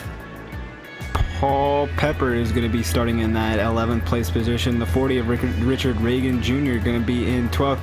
Ricky Harden going to be 13th. 14th goes to Robbie Bunden. And Will Dravicki is going to round out your top 15. Continuing on through Gamewood, we'll start tonight in 16th position with Randy Oakham 17th, Tyler Lugo Vickery at 18th, Kyle Everalt 19th, and Dustin Turnage in 20th. Starting the last few positions tonight, Shane McCurry will start 21st, Joshua King will start 22nd, Brad Carpenter 23rd, and Rory Blum will start 24th. Look top to bottom at your LSRTV starting grid, biggest field, longest race. You buckle up for tonight's main event as we go late model racing for the 7th time this season in the points. Side by side, they bring it at a turn number 4, looking and waiting for the American Ethanol green flag to fall, and the driver, the 56 of Connor Blaze, who inside of the racetrack is going to get us up to speed off to lap number 1 of 60. Yeah, look at him. He's going to have a great start right there, Blaze. Always typically pretty good on these early runs, knowing that he's just got the fast speed at the beginning. Then looks like Wilkinson will carry it in tow. Those two worked together in the last couple races, crew chief and driver. But, oh, we got a wreck on the front straightaway. There's a lot of smoke. It looks like it's one driver, primarily the 89 machine of Adams. Yeah, the 89 of Jeremy Adams is going to be in it. I saw him racing just a little bit hard on the start there, and you can see him get into the 42 coming off of the corner there. They're just racing just a little bit too tough, and then the 42 kind of washes up the track there just a little bit, Evan, and the 89 goes spinning and hard into the inside wall. It was a tough break for the two. I think both of them were a little bit out of shape, not necessarily right on with the lines they wanted to be taking, and unfortunately, when you're the one who gets hit in the left rear quarter panel, it's typically you who takes the worst of the impact. It was a good save, courtesy of that 42 machine, to limit the damage, as Beverly was able to avoid the inside fence and keep on going. Adams was not as fortunate. The driver who rolled from P6 and was battling for that number 6 spot at the time gets a pretty big hit driver's side into the inside fence, and that car goes behind the wall. His night is done just like that. Yeah, and this will get a chance for all these drivers to maybe get a reset, because we saw how strong Brandon Wilkinson was on that start before everything had unfolded. He was really close to getting towards Connor Blaze, but then Tommy Ryan was able to capitalize on a little bit of a mistake he had and move up to the 2nd place. So Tommy Ryan looking for maybe a better start than he got the first time around, and that's when you'll be able to do it, is right here on these restarts. It's kind of difficult to say that this yellow flag breaks up anything. I think it comes earlier enough in the evening in which we could just kind of hit the reset button and go at it. There are going to be a couple of positions shuffled up here and there. Obviously, the drivers behind, where those 5th and 6th position cars got together, are going to get big benefits from this one. Jody Green automatically jumps right up from 7th on the grid to P5, basically scooting everybody else from there on back up a row. Yeah, and it's really hard to pass, even though that everything is going pretty fast here. It's still really hard to pass, you know, especially with this large of a field. As the cone car is out, we'll see what that leader of Connor Blaze does. He swiftly ducks to the inside to keep with that inside row. But as I was saying, with all these cars out here, and we saw it with a little bit with DJ pushing up there out of the corner, it's really hard to pass and really hard to keep these cars on the bottom line. So we'll have to see how many drivers struggle with that throughout the rest of this race, being it is so early. Drivers already doubled up, pace car down this time around, and we are going to restart this race. No big shakeup in the front row. The 56 chooses the bottom of the cone car, the 6 chooses the outside, and we will remain just as they were the first time. Let's see if the 6 can get a little bit of a better job. The 56 in control of that restart box. Got going a little bit earlier than he did the first time around, and he's going to bring Brandon Wilkinson with him. The truck and down machine up the inside and through to P2. Ryan falls to 3rd. That doesn't surprise me at all that those two get a good start together, just because they are teammates. They do work together, which is why you would expect the 26 to always take the bottom, or the bottom whenever it comes to the cone car, if they are to be working together. And then you've got Tommy Ryan still in 3rd place, and then Matt Cucker and Peterson. So you've kind of got some team battles starting to work out. You know, Connor Blaze and Wilkinson have been working together quite a bit, and then you've got Peterson, and looks like Peterson and Cucker, as always, as we've seen week in, week out. Then you've got Tommy Ryan kind of sandwiched into that top 5. So those guys doing a good bit of battle. And then right behind Jacob Porter, there's a monster of drivers right there. You know, you've got Smith, Harden, Pepper, and Reagan Jr. all in a mix right there. Yeah, everybody kind of single filed out throughout the top 7 or 8 drivers, but like you mentioned, Coop, you get back down here and you have a big gaggle of cars looking at Richard Reagan Jr. and Paul Pepper battling side by side, getting close to each other off the turns 1 and 2. They're about the only noticeable battle I can see right now as we're going up through the field. Everybody just trying to mind their P's and Q's as they wind down the laps here, Evan. Yeah, already getting through now. 10 laps complete in this 60-lap mid-event. The fun is still good on up front. There is some separation as to be expected, with the top 5 drivers still within 1 second of the race leader. We're side by side for third with that 69 at Cucker, trying to back up the win moments ago in the street stock with win in these late models, something that he has done the most out of anybody so far this season, 3 times compared to the 2 that Christian Peterson has and the 1 that Brandon Wilkinson has. But right now with Connor Blaze out in front, the 56 trying to track down a first one. So is that 6 of Tommy Ryan, who topside is going to actually win out that fight for third. And you know what, these guys, they've, you know, with Connor Blaze, he's led a lot of laps in the last few weeks, and when you start to think about it, you know, he's done a really good job, but he's always fallen off towards the end. And I would say the same for Wilkinson as well. You know, those two right now, they've done such a good job of getting those good positions qualifying wise, but whenever they get to the race, they just don't have that long run speed. And currently, Matt Cucker's actually getting up there pretty quick, and same thing with Peterson. They're catching them pretty well. And Blaze, I think, just put on the weight because he's actually just put a couple of car lengths on Wilkinson just this last time. So definitely look at these guys, and this is their long run speed. I just think that the Cucker-Peterson development is better on those long runs.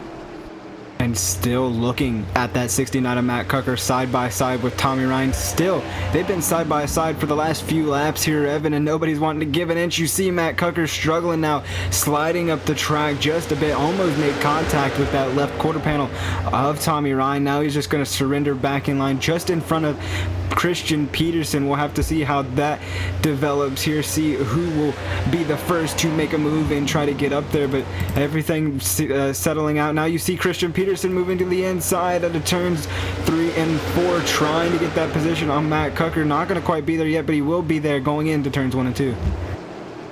As the position, and that's the key thing. Peterson's been rather quiet tonight after starting at 8th position, but having to be up now right now in that battle for 4th spot, immediately into the picture, because again, Blaze not all that far out in front, only 2/10 to Wilkinson. Ryan is right there, and then you find the side-by-side fight for 4th position, which I think has to be one of, if not the most hotly contested spots so far tonight. But the 69 of Cucker is not going to give Peterson any extra room, and he actually pushed him to the curbs that last time.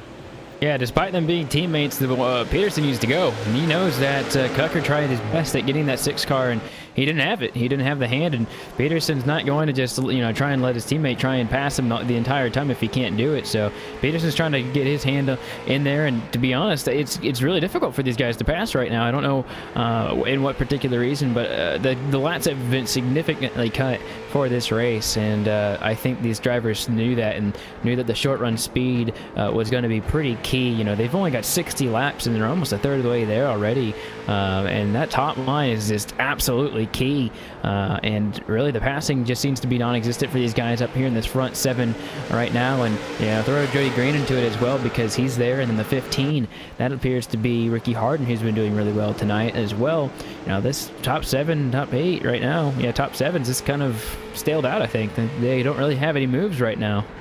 It feels so weird to hear, Coop, you say only 60 laps, but you know, like you mentioned, in the grand scheme of things, 60 laps at Myrtle Beach goes by fairly quickly. As we got another side-by-side battle, Christian Peterson going to try the inside of Matt Cucker once again. Cucker almost got cleared there, but not quite. Going to even himself back up with Christian Peterson as they go out of 3 and 4 once again, side by side. Nobody give an inch, and this is just how good these two drivers are. They know each other so well. Teammates battling right now for that 4th place position, trying to give each other room and respectfully battle for this position.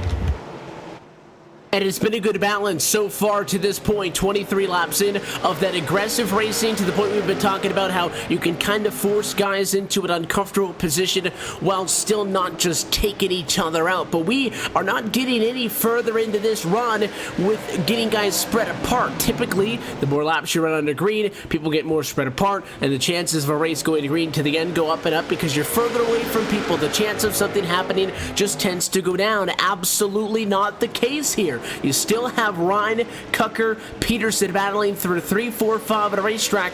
All of this is still within eyeshot. Connor Blaze up front, who again has to some extent be feeling good. Anybody's going to be feeling good when they're leading this race, but there is nothing comfortable or relaxing about only being about 2 car lengths in front of a race winner this season at Wilkinson. Oh yeah, definitely. And you know, whenever you think about this pack, now it's about 5 cars. Those 2 behind them, Green and Hard, and they're fighting pretty hard for that position as well. But, you know, I have just a gut feeling that this battle right here is probably going to end up changing the way this championship looks in a big way because of how hard they have to fight each other. I have a feeling that maybe just they're going to have to get a pretty aggressive, and maybe one of them sends another one around, just knowing how just contested these are. I mean, they're not easy. They're just laying around. They're waiting for a moment to make their move matter. And I think the more that they move is going to, the more they try and make the move, the more they're going to waste their tires, and they're not going to be able to catch leaders, which is obviously the main point in case. And so you can see that Cucker's trying the very outside right now, not the very outside, but just to the outside of the 6 right there, and he actually gets there. And I think right now that's going to be right where he wants to be, right, getting the outside hooked up, which is, you know, where it's been hard to pass these guys. But even then, he does not get him. He actually gives him the bumper right there. So not really sure what's how everything's going to. Not really sure how they're going to get past. Yeah, it's very hard to pass here as they're going. As Cucker really has to surrender the position to Tommy Ryan, because as you mentioned, he was trying every which way, every lane to get by Tommy Ryan, but to no avail, and it really just it's just a stalemate right now. You see him going back to the outside once again, trying to get by. He knows he's faster than the 6 machine, but everybody's just kind of staled out right now. Single file racing, not seeing too much double file racing going on, Evan, as everybody's just trying to wind the laps down. Cucker still trying to get past Tommy Ryan.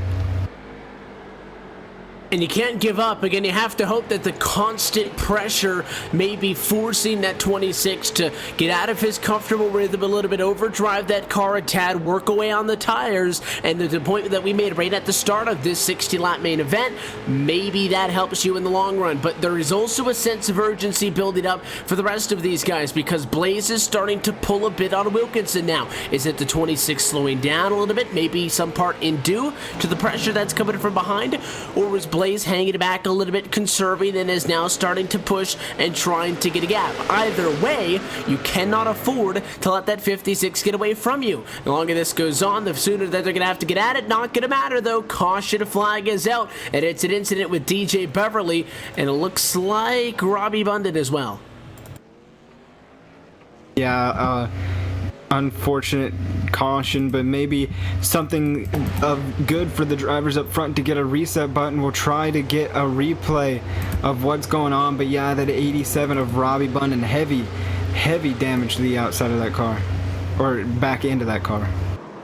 And there was a slow car on the back. I don't really think this is why this accident happened, but there was a hazard on the back straight with a heavily damaged car already. That was not the yellow, but when Beverly went into the corner, 3 cars at a line just kind of got sandwiched in between, tagged from behind by the 31 machine of Carpenter, turned him around, and then the unfortunate drivers who gassed high picked up some additional damage by going up to the outside of the racetrack. Again, not a huge accident in these cars. It kills what was about a 25-lap green flag run working, slows the down to past the halfway point, and just as Blaze started to pull away, he gets to go through it all again. Yeah, and just a little bit more of a shake-up here. Evan, you may notice that the 23 and the 69 have switched positions. That's because going down the back straightaway, Matt Cucker couldn't get around Tommy Ryan, and Christian Peterson had a run on the outside of the 69 machine of Matt Cucker, and Cucker gladly let the 23 go by, because maybe if Christian Peterson can work on that 6 machine of Tommy Ryan and get around him, maybe Matt Cucker can follow the suit. So teammates swapping positions here, but we'll have to see when that cone car comes out if the position swap actually matters. Still running 21 cars on the lead lap, so this thing again still far from over, and we've been keeping an eye on the obvious battle up at the front of the field, the one that is and should be the focus. There has been fighting going on all throughout the pack. Couple of big movers so far tonight. Ricky Harden started 13th. He's up to P6. Jacob Porter's up a few in 7th. The likes of Gabe Wood in 9th has picked up a few. Dustin Turnage in 12th, I believe, is actually your biggest mover to this point, having gone plus 8 positions on this one. But race leaders once again pass the cone car. Blaze wants the inside, and Wilkinson in the 26, though, also going to choose the bottom, which puts P3 Tommy Ryan to the outside of the front row. An interesting call. Yeah, we'll have to see if this benefits the 6 machine at all. He was there. He was right behind Wilkinson, now moving him up to the outside line. Maybe this is what Tommy Ryan needs to get past Connor Blaze. Race car now, if we get the same length of green flag run we just did, this race is going to go to the end. 22 laps to go. Wilkinson on the bumper again. P2 decided to take the inside of the racetrack. Can he at least get that spot back? Ryan on the outside is not going to give up in the number 6 machine. Still neck and neck for second. A lot closer than they were than the last run, of course. They got bunched back up, and right now that 6 looks really strong. I think he might actually be able to get the position if he can just be valiant on the outside and continue that. And right now, I think he might actually be faster than Blaze, just a tiny bit. There's a lot of contact right there for the 3rd position. Looks like there's a lot of checking up. So those 4 behind the leader of Blaze have got their hands full, while Blaze just has to just make sure he's got his line and just keep at it. And so looks like Cucker will actually concede that bottom lane and just allow himself to get some clean air. And right behind him, though, they're starting to go at him as well. So battle still for P2, but it looks like the 6 machine, he might actually have him, and he'll start looking his sets on Blaze. Yeah, after contact between Brandon Wilkinson and Tommy Ryan, it kind of checked everybody up.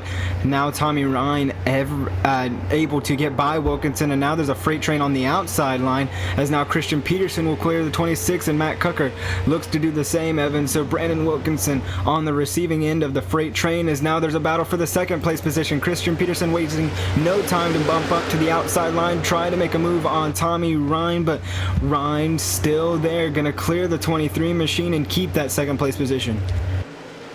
He's able to maintain that positioning, so at the end of the day, the strategy called by Wilkinson does not work at all. Obviously, it's a catch-22 to armchair quarterback it, but again, decided to go with the inside of the racetrack and a restart, gave up that outside positioning on the front row, and ends up in P5. So the battle now going to go for P2, highest in the running order all night long for Christian Peterson, who is up to 3rd, and if he can get by that 6, would have a clean shot at Blaze, with this time by 16 left on the board. Tommy Ryan's got something really cooked up, though, on the outside. I feel he's got one of his best cars he's ever had here, as he's able to just absolutely just rock it on the outside right there and just completely clear the 23 of Peterson, and the 6 is going to continue to go on and work. The car was a little bit on the top side there, just stopped, but off the track now. But that 6 car is the best I've seen it so far this season. He's absolutely there too. He's right there in the back bumper of Connor Blaze. Where does he make the move, and what do the 2 guys behind him do? And Ryan's actually backing his corner up quite a bit, but this top 4 right now looks really close, but a caution's going to come out to stop all the action. Caution once more, 13 laps to go. Heavy smoke coming out of the 46 of Shane McCurry, who was running in 19th position at the time. His Menards machine has seen better days, and he was an innocent victim. This one, 2nd accident in a row, in fact. To include the 42 DJ Beverly, looks like it might have been a late dive to the inside of Carpenter, as we'll let the replay tell the tale. Yeah, and it was just a late dive, and it's just very, very unfortunate for these drivers. You mentioned it, Evan, that there is some heavy racing. We have a lot of obvious battles going up there, but these battles in the back of the pack for 17th, 18th position like that, they're very much as important, or not as much important, but as fiery as the battles up front, and that's what we saw. Just everybody trying to be really aggressive, and for the 46 of Shane McCurry, his night's done. Not the only driver with damage. Carpenter's able to get through that accident. A little bit of beaten and battered up. The 70 Kyle Everalt in front of him has a pretty good bit of damage. But the guys up front, again, for as aggressive as they have been, I think impressive that those cars are more or less in one piece. That may change when we take a restart with or less than 10 laps to go on the board. We'll find out this time by as the cone car comes around and gets set to get into position. If Ron is going to decide to take that to Wilkinson to gamble, maybe try to go back to the inside of the racetrack, or if he will be okay with just going up to the outside. But Christian Peterson has been working his way through the pack. He's not the biggest mover. He doesn't own the fastest lap in this race to this point, but he may be in the best spot.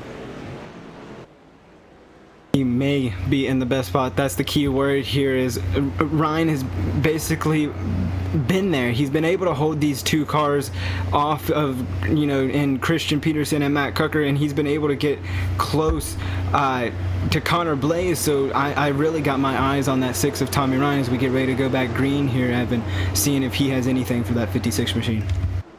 Pace car down. Is this going to be at 50 laps complete for the Myrtle Beach Speedway? 10 laps to go into tonight's Blue Ridge Napa Late Models Division feature event. Outside with a better jump that time, as Ryan actually went it at the stripe, but inside, no doubt the place to be. Get up the speed, and the 69 of Cucker gets tagged. What a save as he hangs on for now, and now big issues behind. Huge wreck in 3. More cars just pile in like a demo derby, so to speak, Evan. Cucker still trying to get everything he could out of the car, just a little bit, and or at least save the car. And just went straight up into the 30, it looks like, and the 30 took the 29 and straight into Gabe Wood in the 09, and it was just carnage from there. And it was an impressive save by Cucker. I thought he was going around, and we could see that slowly unfolding. The issue was he had to blend back up onto the racetrack, or he'd be in the grass. And the 29 was just enough alongside that 30 machine to make it instead of 3 wide to 4 wide, and I don't think that they were aware of that, and that's what turned him up the hill, sent the 29 down the hill, and what started out as a fantastic save ended up in, as you said, demo derby-esque. You can't combine two words, is not how that works. Demo derby-esque incident down in turn number 3. That kind of an incident is what we have been able to avoid for the most part so far tonight. Weren't able to get away with it that time inside of 10 laps to go. It is a lot of torn up cars, and it has us under the red flag.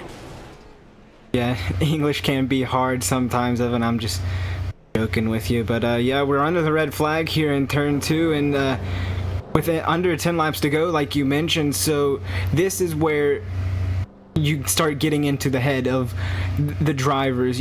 Tommy Ryan, who has been there, who's been so close to the 56 all night.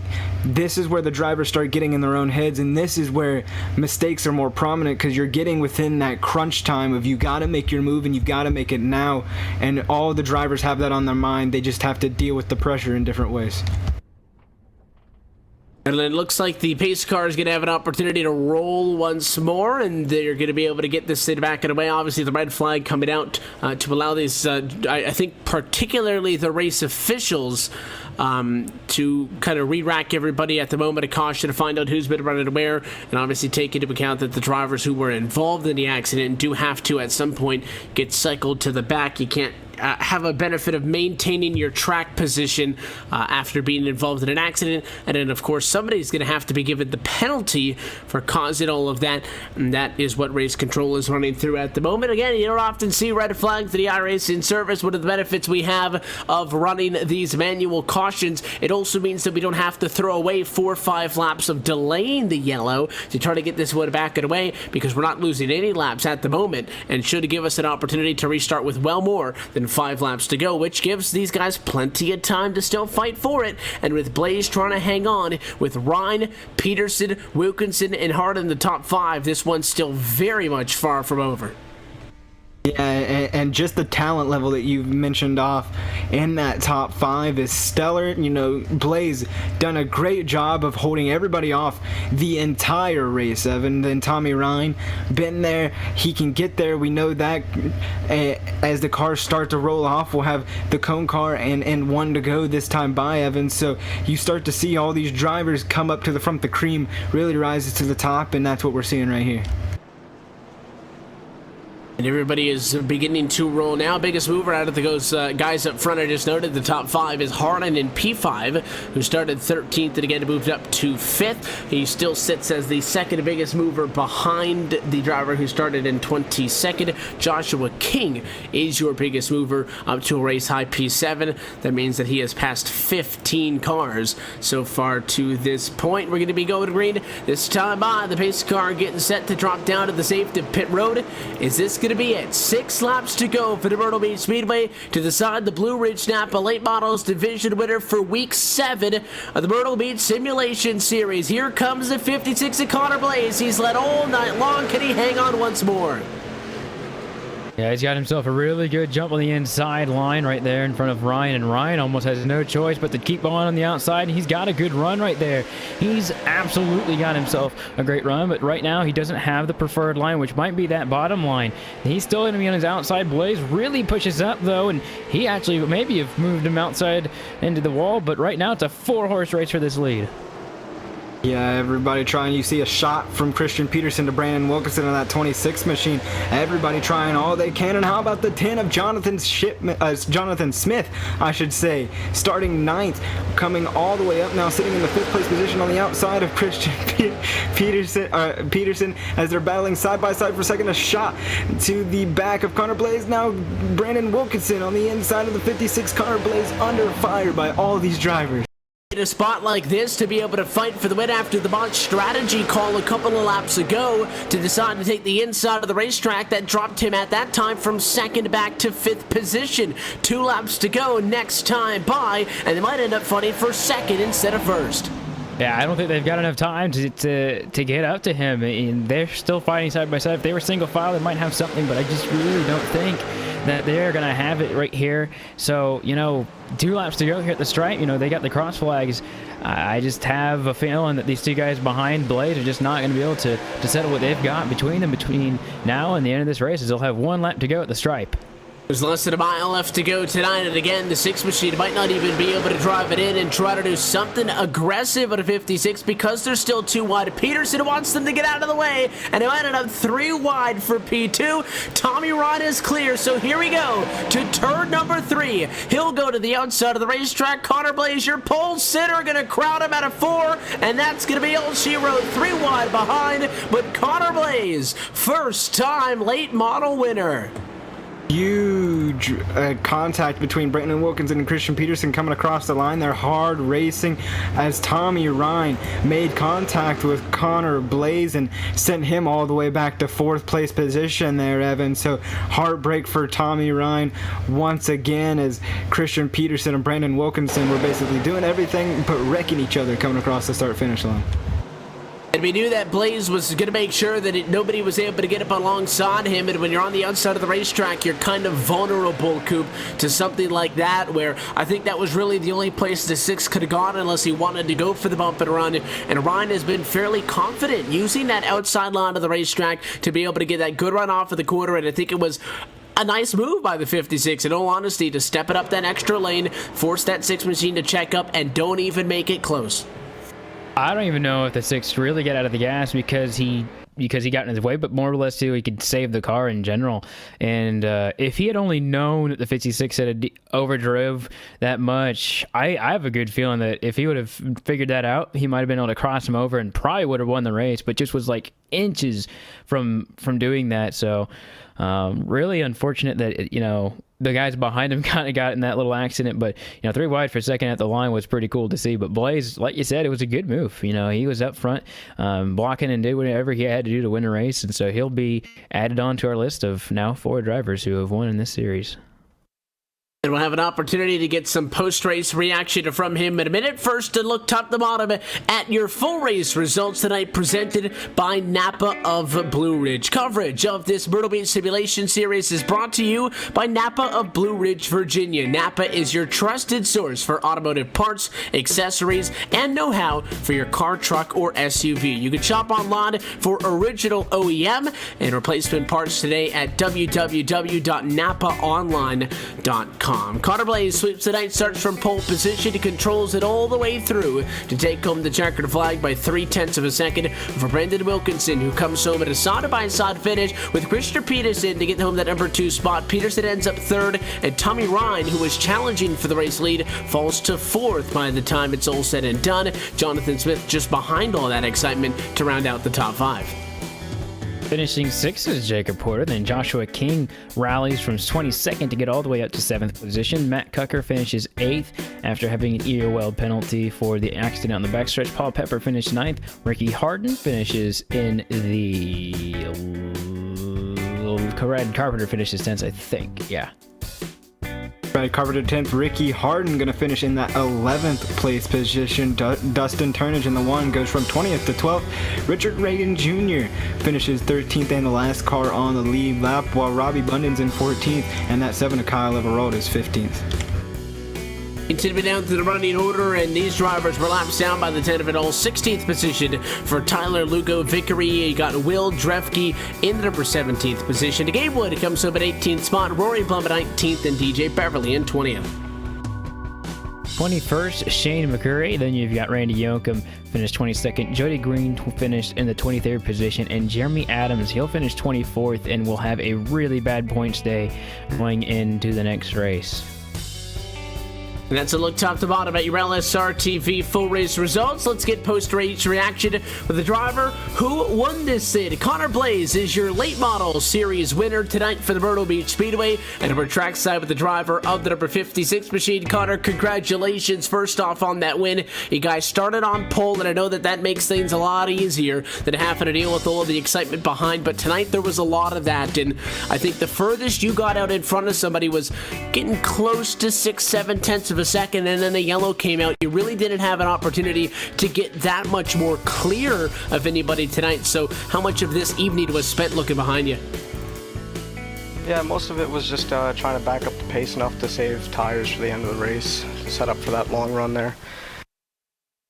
I mean, we had a pretty good car, just was trying to conserve like the guys behind me. And we knew that was obviously an objective because the 60-lap race, we expect these late models to run as the longest division in this Myrtle Beach Simulation Series. And obviously, because of this racetrack, how it is on tires, it's a lot more of a factor in this kind of a context than it is in some of those other divisions. Did you feel like maybe having planned for that and then obviously starting up front and being able to dictate your own pace as opposed to trying to save tires whilst also chasing somebody else down allowed you a small upper hand in executing that strategy? Yeah, I mean, it allowed everybody to just use their stuff up and let me get out front, just control the race from there. Not only are these late models the top series, because we always refer to them, as our main event, and they're the longest races as well, but it has also been one of the most competitive series in this championship, not only in how tight the championship battle is, as we discussed earlier tonight with the spread between the top 3, but also the fact that it is such a large field. To be fair, you didn't have to deal with much of that field tonight, having such a good car and being able to start up front and just deal with those quick guys right off of the bat. But what's the competitiveness in this series like? Oh, it's pretty tough going against Cocker and Peterson and Wilkinson and all them. Pretty stout field. Well, it was a fun race tonight. I'm sure that you would have preferred maybe for it to go with a little bit less of those late race restarts, but I'll tell you what, we enjoyed watching you in that 56 machine get it done late, and that defensive move at turn number 4 locks it up for you. You do win tonight's Blue Ridge Napa Late Model Division main event. The sponsors and the shout-outs, who do you want to thank? Just got to thank Vertex Specialty Fabrications, Louis Oleski, and Scott Eckridge Chassis. It was a fun one. It also continues to work us closer and closer to the end of the night. 4 races down to go, so we're excited for what is still to come. But Connor, we appreciate the time you're giving to us. Congratulations on the win, and hopefully we'll have an opportunity to do this again sometime. Yep, thank you. That's the driver of the number 56 machine. Held on late. A challenge from a previous race winner was not enough, and he gets his first win in these late models on the season, and he is also the fourth different winner tonight. We transition now to the second Super Truck main event on the season, which will precede tonight's finale with the U-Cars, and we will find out if Christian Peterson has what it takes to back up his sweep of this division 1 week ago, as he looks for a fifth win on the season. That is next from right here at the Myrtle Beach Speedway. You're watching LSRTV on iRacing Live.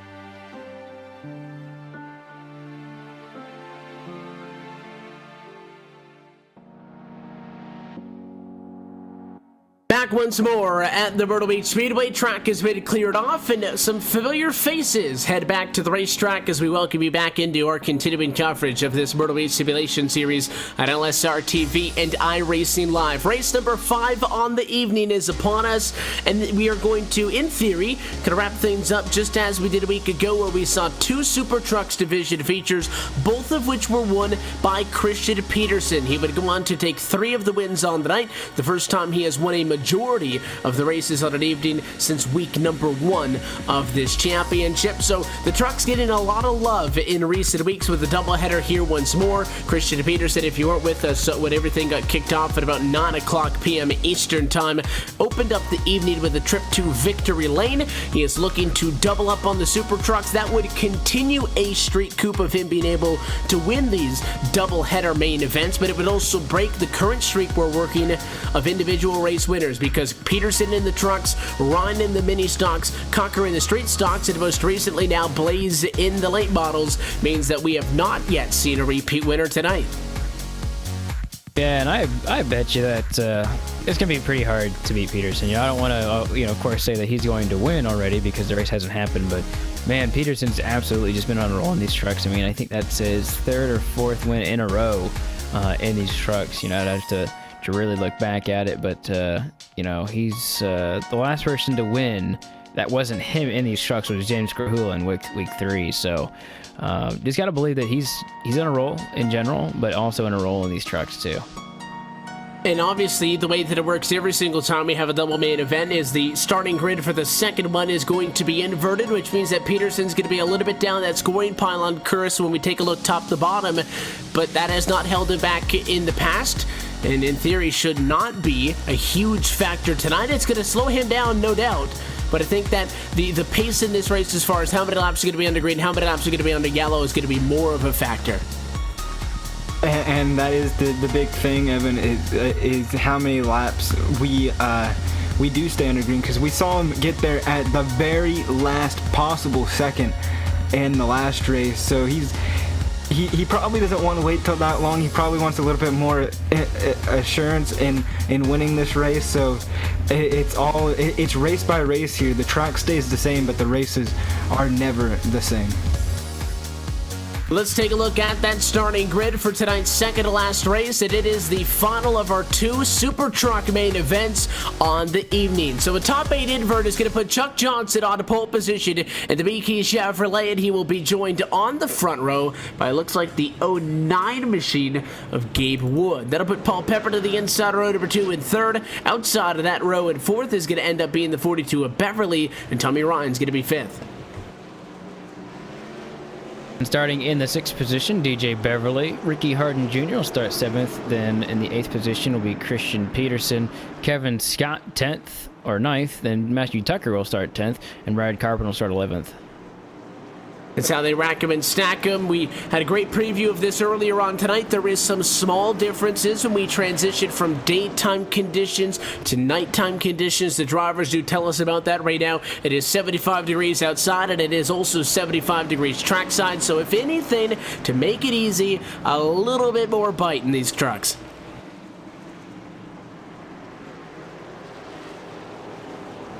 Yeah, definitely a lot of bite in these trucks, and these guys get ready to go green for about 25 laps here for their second twin of the night. Big trucks, keep an eye for the elbows to go out as we go green flag racing once more in the Super Truck division. Chuck Johnson has an opportunity to do something from pole position. Not a blistering start though, and right out of the gate, look at the inside of the racetrack, the 29. Paul Pepper as they spin behind. Caution flag is going to come out with a new race leader just like that. Huge wreck coming through there. They're all wrecking behind. We take a look at the 09 of Gabe Wood there in the pink machine, going pink for breast cancer awareness. He's just run out of room 3 wide between the 87, the 29, and the 09, and just a little bit too close, and even got the 09 up on his side. So crazy ride for the 09 of Gabe Wood. And it's kind of tough to tell, Coop, if the 09 and the 42 were kind of squeezed to the 87. I think mainly because I just don't think they thought that they were 3 wide. Because there's not much else that 87 machine could have done. You can't blame Chuck Johnson in that case. Yeah, I mean, that is truly what you would say is a racing incident. Although Paul Pepper did, I mean, he made the move to the bottom. I mean, he even checked up once. I mean, I'm watching the replay. I don't know whether Chuck Johnson was in the wrong gear or something like that, but you know, he was very low on the apron, and you know, didn't even touch anybody for that. So I don't know if he'll be able to keep that position because the start did happen. Although it looks like Piper will be getting the penalty for that. But Wood was on his lid. You know, he was absolutely in jeopardy of having a big problem on his hand, which was, you know, not even be able to race anymore. You know, once you're on your lid, and if you stay there, you know, it's going to be. If you stay on your lid and you can't tow, then you basically lost the race. And the reason that the 29 is going to be penalized, just to clarify, is that he changed lanes before the restart. It is policy that you cannot change lanes before the restart. He did that. It then kind of set up the positioning that put these guys in that compromising position. So that's why he and also Porter are going to be sent to the back of the pack, which means that through all of that, Chuck Johnson is going to be able to get P1 back, and it is going to be Tommy Ryan to the outside of the front row. Yeah, Tommy Ryan, who's been there all night, Evan, will be on the front row once again, seeing if he can finally break the curse of the night and maybe get a win for that truck, as they'll be on the outside. We will see how this one plays out. DJ Beverly launches up to third spot early on in this one. The 42 machine of DJ Beverly right up there on the outside of the front row, rather outside of the second row, P4. And a 15 Ricky Harden in the mix as well as we go back underway and kind of hit the reset button. Early yellow flag. You can put it behind you. Here we go at lap 5. Yeah, and those top 4, now top 5 with Christian Peterson, they're getting good. And then look at Tommy Ryan running the outside. Absolutely incredible run on the outside. And really, I think Chuck Johnson just does not have the truck right now to really be competitive with these guys. I mean, they just blew the doors off of them on the outside line. DJ Beverly, and then Ricky Harden's also on the outside. Then Christian Peterson, he's also there as well. So 87 just not really out of the gate very good. He might have a long run car, but right now he's passed by 4 drivers since that restart. Yeah, Tommy Ryan really shot out of the gate on the restart there, Coop, as now he's got to try and pull away, and it's not really working out for him, as now behind him DJ Beverly and Ricky Harden doing battle. The 15 of Ricky Harden really snuck up on the 42 of DJ Beverly, had to slow down, but look who's creeping in just behind them, Evan. It was a matter of when instead of if, but now Christian Peterson creeping into this picture. He obviously wants to get himself into the picture sooner than later. He's been able to get halfway to the front, but obviously it's going to get a little bit more difficult as time goes on. The guys he's running around started 7th, 6th, and then 5th position. If you count up the order 3rd, 2nd, and 1st respectively, those are going to be faster cars than those who started 1st through 4th because of the invert. So he's reached the fastest guys he's going to have to deal with. He'll go to the inside of Harden, make it side by side for 3rd. 15's going to give him the positioning. He's not going to roll over and give it up, but he'll give him space to the inside, and caution flag is out. Yeah, that's going to be for Gabe Wood on the backstretch. He looped it around, and probably due in part to him having all that damage on his truck. So it ought to be a good thing, because now he'll be able to get a second chance at maybe some of the damage off of that thing. But yeah, he's got so much damage on that car. I'm not surprised that he's having issues with the truck. But it is a tough break, and it slows things down once more. So 2 very short early runs in this race. As they go at the moment, the heavily damaged Onada Gabe Wood is going to limp it around for the rest of this thing. Hopefully he can just make it to the end.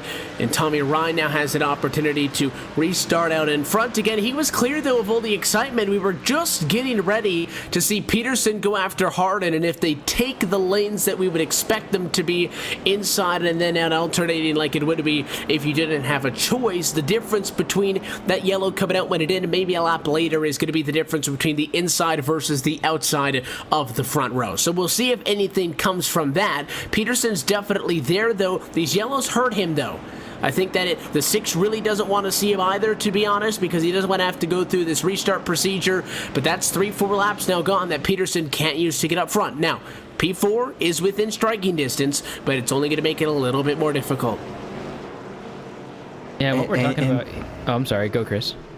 And think of the flip side here. Sorry, Coop, for cutting you off, but thinking of the flip side here, it could help him out, because that just means he's bunched up closer to Tommy Ryan. So there's always 2 sides to the coin here. Evan will have to see which one benefits Christian Peterson.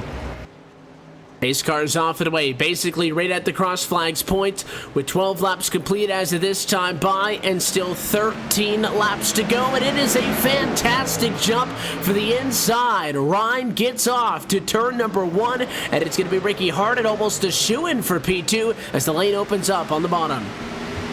They're doing a pretty good job of, getting what he can get, really. I mean, that start was perfect for that bottom line, and I think that Hot Wheels machine on the outside just is not cutting it right now. DJ Beverly, he's in the wall, actually. Still, he's going to get... Oh, no. Big junk, and it's still there. Yellow flag again, so just like that, 3 times now, Chris, right off of a restart, everybody tightly packed together, but this would happen up front, and it was just a couple of drivers over driving it, I think fighting for a little bit too much, and Beverly's mistake could have hurt him and the 23 and the 43. Yeah, the 42 kind of just came off the wall there, Evan, and just happened to have the 23 of Christian Peterson right there and went down into the 43. Unfortunate for Matthew Tucker, but that really carried DJ Beverly into that portion where the pit wall curves there, Evan, and that's never where you want to hit, because that did some serious damage to that 42 machine, and I think that 42's night is done, as he's going to take it into pit road and stay there for the rest of the night. The number of cars, or rather trucks, I guess I should say, on the lead lap now going to dwindle down to 8 of the 10 who started, so not all that bad. Carpenter Pepper dropping out of this race early. Some of those drivers, Beverly obviously down to the pit lane, heavily damaged. Even Gabe Wood, who's up to 4th, just picking up some spots due to drivers dropping out of this thing, is in the number 4 spot, but I don't really think is a competitive car at the moment, just based on all the damage he has. So again, something to keep in mind. But with Peterson having gotten kicked back to 7th, his car's not as bad, but he has to hit the reset button, try it all over again.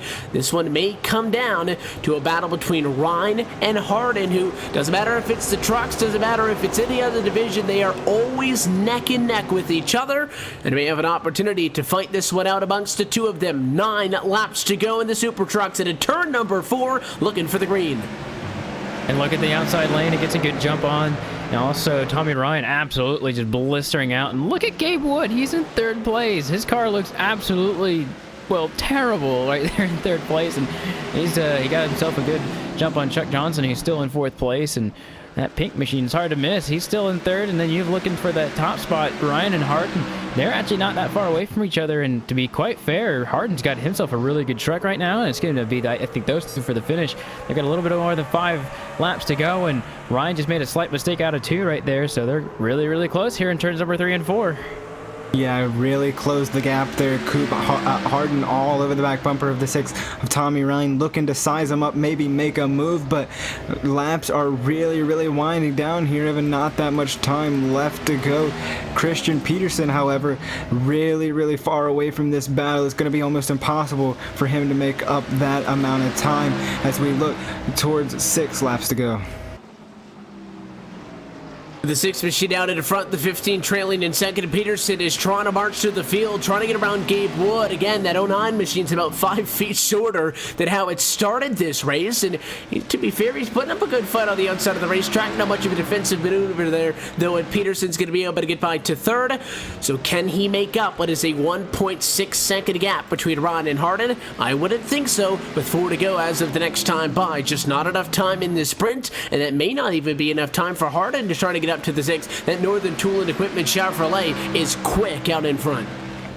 And he, being Harden, just made a big mistake off turn 2 that actually kind of led into a mistake going to turns 3 and 4 as well. And I think he knows it because every time he loses, all that time, he's got to try and get it all back. And right now, I think he's the faster truck of the 2, but he just made that small mistake. And right now, we're only going to have a few laps to go. And that's he's got to get it now. He's sliding through turn number 1, just trying a little bit too hard right there, and he's going to be able to save that machine. I don't know how, but look at Peterson on the bottom. He's going to take that position away probably.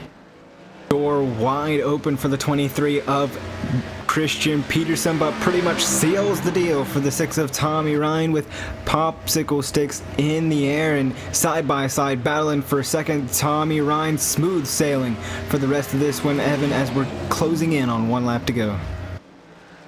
1 to go this time by, and it may be an uncontested finish to an otherwise excited race as the 6 machine well out in front of all of the excitement. There may be a battle for P2 inbound. The 23 of Peterson on the inside of Harden. This one is going to come down to the final turn, but in front of them, Tommy Ryan without issue. Going to get his 2nd win on the night, and he will steal the sweep from Peterson and win in the Super Trucks for Week 7. Peterson good enough for 2nd as Harden comes across the line in 3rd with the number 6 machine, first driver to 2 wins on the night. Oh yeah, what a fantastic drive from him. We said earlier that Ryan has been quite good as of late, and I think tonight was the night. He's really had a really breakout night. We've seen him there towards the front. Like we said, we see drivers just improve and improve and improve, and that the bar is Peterson and company, and you can now throw Connor Blaze in there too, and Wilkinson as well, doing really good jobs in that last race. That's where the bar is, and Ryan's right there with them, and I'd say I think he's a part of the conversation now, especially since he's won this race and as well as he did in the last race. And right now, as it sits, again, it can still be contested, but he would be on track to get his first win overall on the season. Again, it's not an official statistic, but just something to keep an eye on because we have multiple races. He has never taken home the most wins on a single evening yet this season. He sits in front with just one race to go. We'll get his thoughts on that and more post-race reaction momentarily. First, as always, a look top to bottom at your full race results. Tommy Rahn takes the checkered flag to the 2 to 1.4 seconds over Christian Peterson, who you just saw at the end, side by side, to beat out Ricky Harden, who comes home in third position. Gabe Woods somehow finishes in fourth position with not much left of his truck, and your pole sitter Chuck Johnson good enough for P5. And then Matthew Ducker finishes 6th place, last car on the lead lap. And then Kevin Scott finishes 7th. Brad Carpenter, Paul Pepper, he finished in the 9th position. And then DJ Beverly, he finished out the night in 10th. That is your look top to bottom at your LSRTV full race results. We get post-race reaction now with the driver of the number 6 machine, Tommy Ryan, your winner in the Super Trucks. Tommy, congratulations first and foremost on the win. First for you in these machines this season, and it didn't come easily. A lot of restarts you had to deal with, but when it mattered the most, you turned up the wick and you left those guys well in the dust. I really thought I would win one of these by now in the truck, but it just hasn't fallen my way, or fallen my way rather. But yeah, that was man, when you're leading the thing and you're controlling the restarts, you control your own destiny as long as you can get in turn 1 and not get it too far out of shape. But yeah, I had to try something different with setup. I was junk, man, the last couple of weeks after a few laps. But I seem to have it under control. It still needs a little bit of work because I think Fenderson could have come in there and definitely challenged me if he had time to get there. But it was a good win, man. And speaking of the fact that, you said that the truck would struggle after a couple of laps, it almost looked like you were at your best late in this race. Were you able to get those 1.4 seconds off of that final restart? Do you think because the guys behind were fighting? We did see Christian and Ricky go side by side for the last 2 laps, but that only really cost them about 2 or 3 tenths of a second overall on you. What would you attribute your ability to get out in front to? Was it a little bit of saving the truck? Was it the restarts? Was it the guys fighting? Or was it a bit of all three? Well, obviously, when they get too wide there, a single truck can run a little quicker lap time. But I was still kind of searching out to see what the truck would actually, would take as far as me diving in the corner and charging it and seeing how it felt, picking up the throttle a little bit quicker. And a couple times I got really tight. Ricky definitely came back on me. I had to be really patient with the throttle. I'm not sure why it just feels very. Feels kind of sloppy in the corners, like it won't dig down, but we'll keep working on it, man. But yeah, it was hard.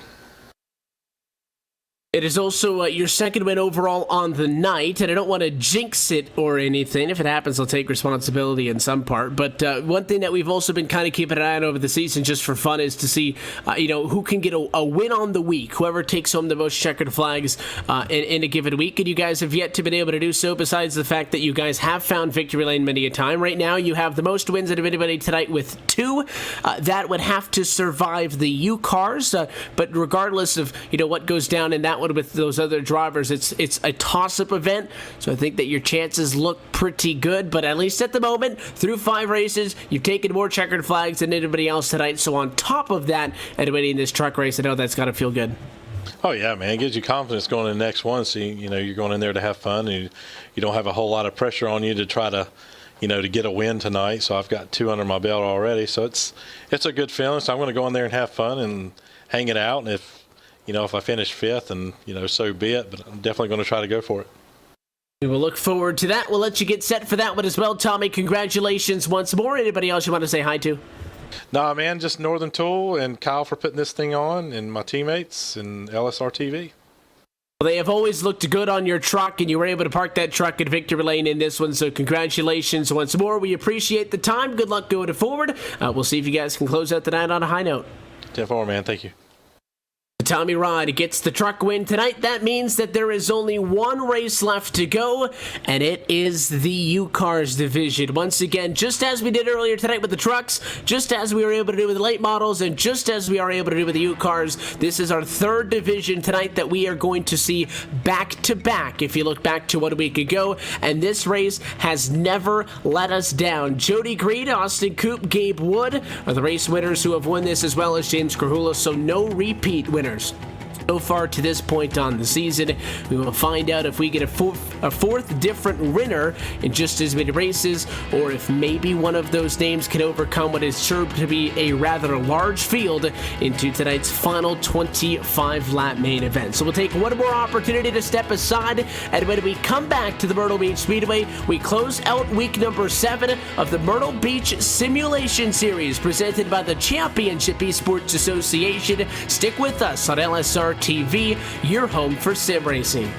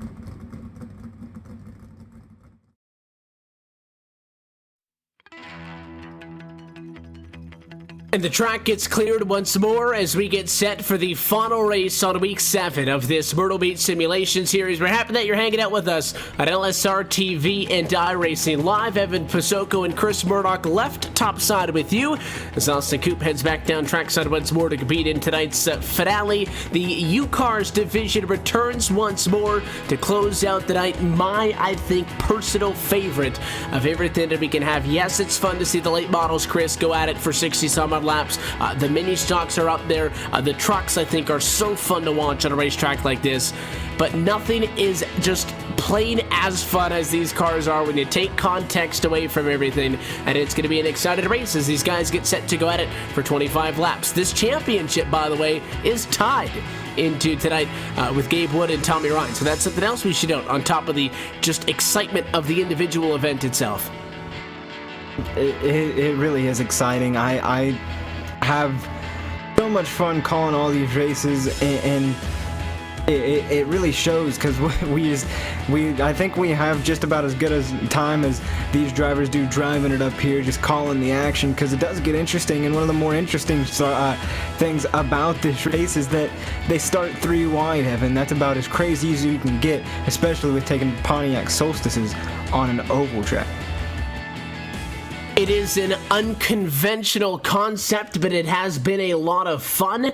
I don't know that we are working on some things for the future to get more of us out there on the racetrack, in which I will say no more about until the time comes. But in the meantime, we've got one race left on tonight. Let's go trackside and take a look at your LSRTV starting grid. Again, we'll refer to them as rows 1 and 2 and 2 by 2, but again, this series will line them up 3 by 3. At least the gridding order numerically is as follows. Sean Cross will start on pole position with Brandon Wilkinson behind in second. Austin Coop's in a good spot to look for win number 2 in third position with Glenn Matthews in fourth and Chuck Johnson in fifth.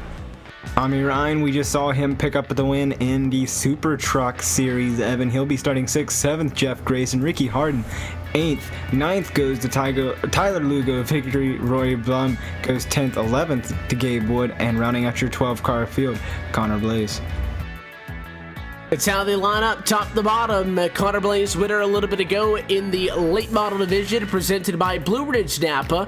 Thanks to them for making our coverage possible. But focus right now on the U-Cars. To get a recap on tonight, if you're just showing up, I highly encourage you after this to go back and check out some of the other races. But if you're showing up because you love this one, we'll focus on this. But what has happened so far is Christian Peterson took home the win open tonight in the Super Trucks division. Tommy Ryan won in the mini stocks. Matt Cucker won the street stocks. Connor Blaze won in the late models, and then just moments ago it was Tommy Ryan winning in the Super Trucks, stealing the sweep away from Peterson, which also snapped a 3-race win streak for him in that division, and has right now Tommy Ryan on track, assuming that either he wins this one or anybody but Christian Peterson, Tommy Ryan, Matt Cucker, or Blaze, anybody else besides Ryan himself wins, he would get the most wins on a night, which is something he has not done this season. So that's kind of a side note and a footer on all of this. But as the pace car drops down to the pit lane, here we go, 3 by 3 by 3 by 3 by 3 in turns 3 and 4 as we get set to go U-Cars division racing for 25 laps to close out the night. Green flag in the air, hold your breath to turn 1. And I think everybody's pretty much holding their breath going into turn 1. 3 wide down in there. Normally it doesn't work out, but within these cars, it is beautiful, Evan. Everything's kind of sorting out in your top 3. Still 2 by 2 for the second place position. That's the 26 now up in the lead. We got the 53 and the 83 side by side. That's Austin Coop and Sean Cross. Now 3 wide once again as we complete lap 1, but that lap will go to Austin Coop up there on the way high side as there's contact between the 83 and Austin Coop. He ends up leading the lap, but he's going to be third before it's all said and done, and might have taken a little bit of a swipe at a back bumper of the 83 that time, just trying to move him out of the way or at least deliver some sort of message. And they continue to kind of pick on each other for a second, though. It's only going to help that race leader at the moment. Way out in front is Wilkinson now by half a second in a matter of 2 laps. Yeah, Wilkinson really cracked open the lead now. Everybody's shaping up for a battle for second. Meanwhile, back in the pack, it's pretty chaotic as well. Kyle Barnes in the 00, Tyler Lugo Victory, Gabe Wood all going battle right now. Look, 2 by 2 for second place, Evan. There's battles all over the track. It's hard to keep up with anything on this racetrack. And it's about a 4-way fight now with Harden kind of leapfrogging all of this nonsense. And it's Cross, the pole sitter, who's starting to get gobbled up by everybody, continues to slide back in the pack. Wilkinson, again, more or less uncontested up front, actually lost a 1/10 of a second off of his advantage the last time by. And this time around, he's going to come up to, looks like a lot more, because that 15 machine really tracking him down. Only 2-3 car lengths off of the bumper. So Wilkinson going from comfortable to nervous. Here comes Harden. He's got Coop right there as well. And there is now, once again, a 4-way fight for the top spot. Yeah, they kind of settled out there in the top 4, and now they're all over the back bumper of Brandon Wilkinson. As he was comfortable, as you mentioned, but now he's got a mirror full of Ricky Harden. Another cool thing to mention about these cars, just like our mini stock division, Evan, they have brake lights, so you can see exactly what that driver in front of you is planning and get right up onto him, try to outbrake him going into the corners. And you can see Ricky Harden pushing it, getting really close to the back bumper, going to try the inside of Brandon Wilkinson going down into turn 3, but not going to quite be there. And you can see that 6 machine trying to get his way to the inside. Ryan wanting to get up to the inside of Austin Coop. Coop kind of boxed in up top as that 15 slides in front of him and flash the lights down the front straightaway towards them to maintain side by side for third. Harden is able to create a little bit of a bubble there for himself in second. They got up to Wilkinson pretty quickly, but they haven't been able to get around him as quickly as that speed would have suggested. Yeah, and you can see the bumpers start coming into a factor now. You saw that shot by Ricky Harden kind of bobbled them all up because Ryan had to get out of the gas there to stop from running into Ricky Harden. Now they're all over the back bumper. Checks up hard. Coop sends a huge shot to the 6 of Tommy Ryan. Moves him up the track. Now Coop will be inside of Tommy Ryan going down into turn 3. And look who's finally joining the picture. That pink machine of Gabe Wood in the 09 going to join right behind Austin Coop. So now it looks like maybe a 5-car battle is look at the lead. Ricky Harden all over the place as Brandon Wilkinson's blocking. Now Coop going all the way down trying to challenge for second inside of Ricky Harden, taking advantage of that mishap right there. And those curbs really didn't affect Coop because his left side tires were all the way to the inside of him, so they didn't really matter. As he fights for second, the 09 issue to Gabe Wood, interjecting himself into the battle. The pink colors on board the drill spill entry just one more time. You've seen that on all of his cars tonight for Breast Cancer Awareness Month, and it is very difficult to lose him on track as he tries to get an upper hand right now. Everybody kind of working the top side of the racetrack as he's secluded on the bottom. Here comes Coop, though, all over the left rear quarter panel, and you wouldn't expect it out of these Pontiac Solstices that make up this U-Cars division, but you can push on them quite a bit without just completely turning somebody around, and that's what allows these guys to lean on each other like that. Another hit. Yeah, now he's going to try to look to the inside, not going to quite be there, but side by side racing just behind them between Tommy Ryan and Gabe Wood. That's going to be for your 4th place position there, Evan. Gabe Wood on a tear, trying to get up there and join the battle as Brandon Wilkinson's going over. Maybe Coop thought of a crossover, but that's going to slow him up way too much and move Ricky Harden up to that 2nd place position. But look at Tommy Ryan bum drafting down the back straightaway, keeping Coop even with the 15 machine and going down into turn 3. Almost contact between Ricky Harden and Austin Coop, but Brandon Wilkinson's got to be loving this out of their mirrors. Almost 3 wide going down into turn 1. And we find ourselves where we were about 10 laps ago, and that is the fighting going on for 2nd position, which has allowed Wilkinson to grow a little bit of a gap. It kind of fluctuates back and forth. They drop back a bit, they catch back up, and then the same thing happens, and we're going to have a spinner. Austin Coop sideways, and he is going to lose it out of the corner and caution. And it really looked like Coop almost had it saved there, but just a little bit of a wash up between Tommy Ryan there coming out of turn 4, and Coop slow spins it and catches the 83-year pole sitter of Sean Cross coming down there, and huge damage to the 53, going to end his night as we red flag it out of turn 4. And I think that might also just end Coop's night because both of those hits came right on the front end of that car. He might have been okay. Again, he would have been at a disadvantage, no doubt, but just spinning it around wasn't going to do him much favor. He did lock up the tires, but it just slid down the racetrack that little bit extra, and they tag each other, and we will go under the caution of flag. And it is technically red flag conditions because we are going to restage everybody on the front straightaway so that we can line up in the 3x3 order in which this U-Cars division is accustomed to. The restart will come the next time around after that, which means it should be, I think, right at about 9 laps to go in this race. It is a good amount of time, but it is not an excessive amount of time. And Brandon Wilkinson, I think, was so good at holding those hungry hounds off because he was clear of them and was able to make that car wide. The key for him is to clear them, get back into that positioning. It is key, Evan, and Ricky Harden was really strong, giving shots to the back bumper of Brandon Wilkinson throughout that green flag run, so I'm going to have to see if he is going to be able to clear him. And what about Gabe Wood? Made a really good tear from, from 11th to about 2nd as he's running on the order, so getting ready to go back green for a crazy race. And you can see just how tightly packed the top two rows are on each other as they come 3 wide into turn number 4. Green flag in the air with 9 laps to go. Wilkinson is going to hold that bottom as best as he can, and he's getting some push and help by Kyle Barnes on the inside. Trying to help him through, and now he'll go to the inside. 3 wide once more. Hard and way up on the outside. Barnes on the inside, and it's Wilkinson in the middle. And I don't know if that was really to push him along or push him out of the way, Evan, but either way, Kyle Barnes was on the inside for a little bit, but able to get clear is Brandon Wilkinson, and now he's off to the lead as 3 wide behind him. Almost contact between Ricky Harden and Tommy Ryan. 3 wide, Kyle Barnes still on the inside.